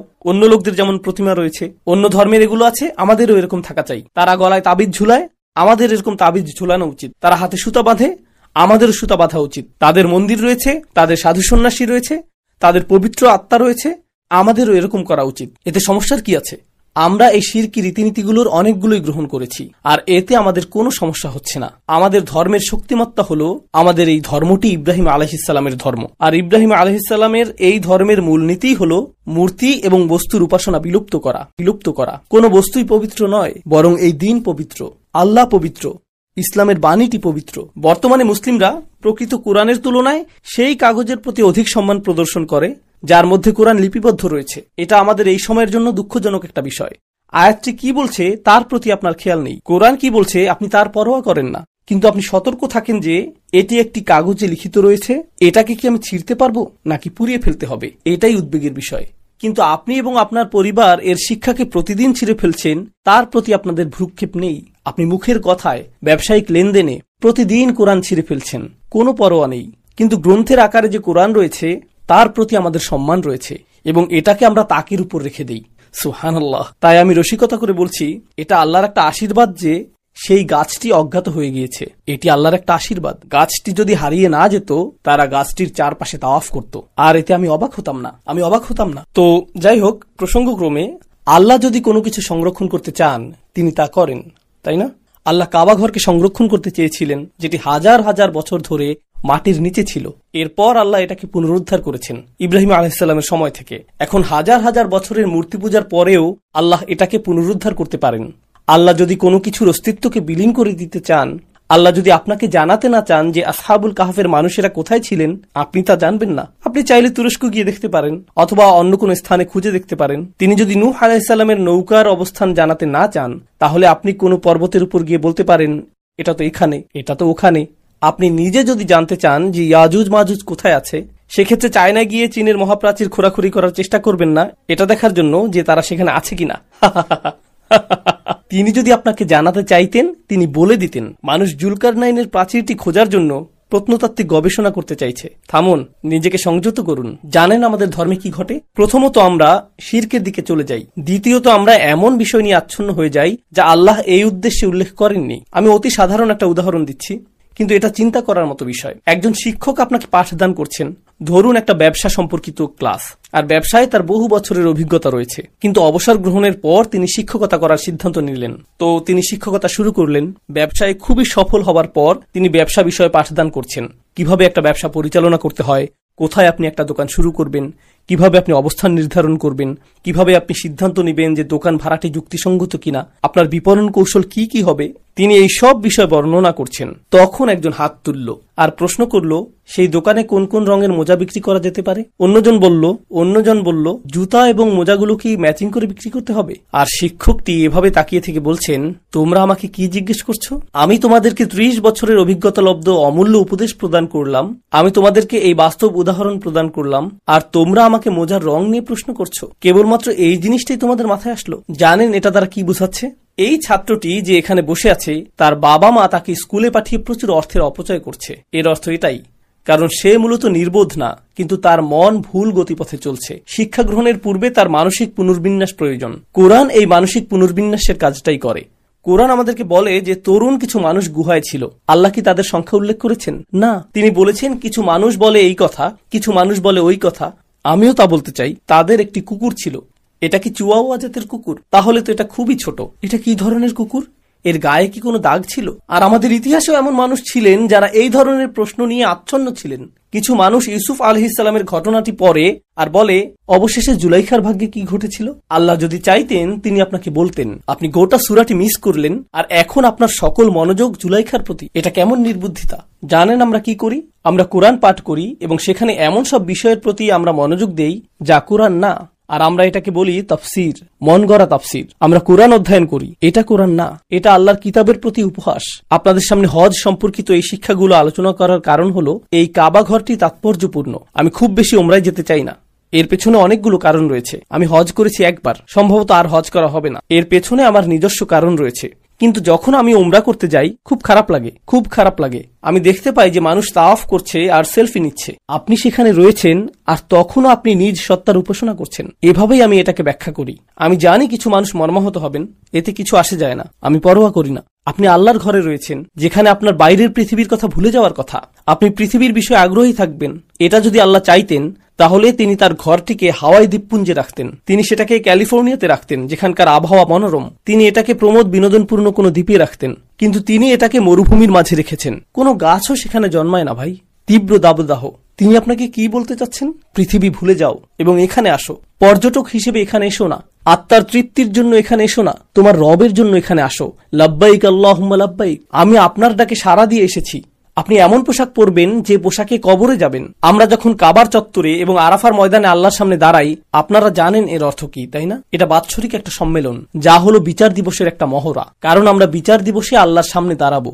আপনি সেখানে যাচ্ছেন আর আপনি এরকম, আমি এখন কাবার সামনে রয়েছি, চেক দিস আউট গাইস, আমার জন্য সবাই দোয়া করবেন।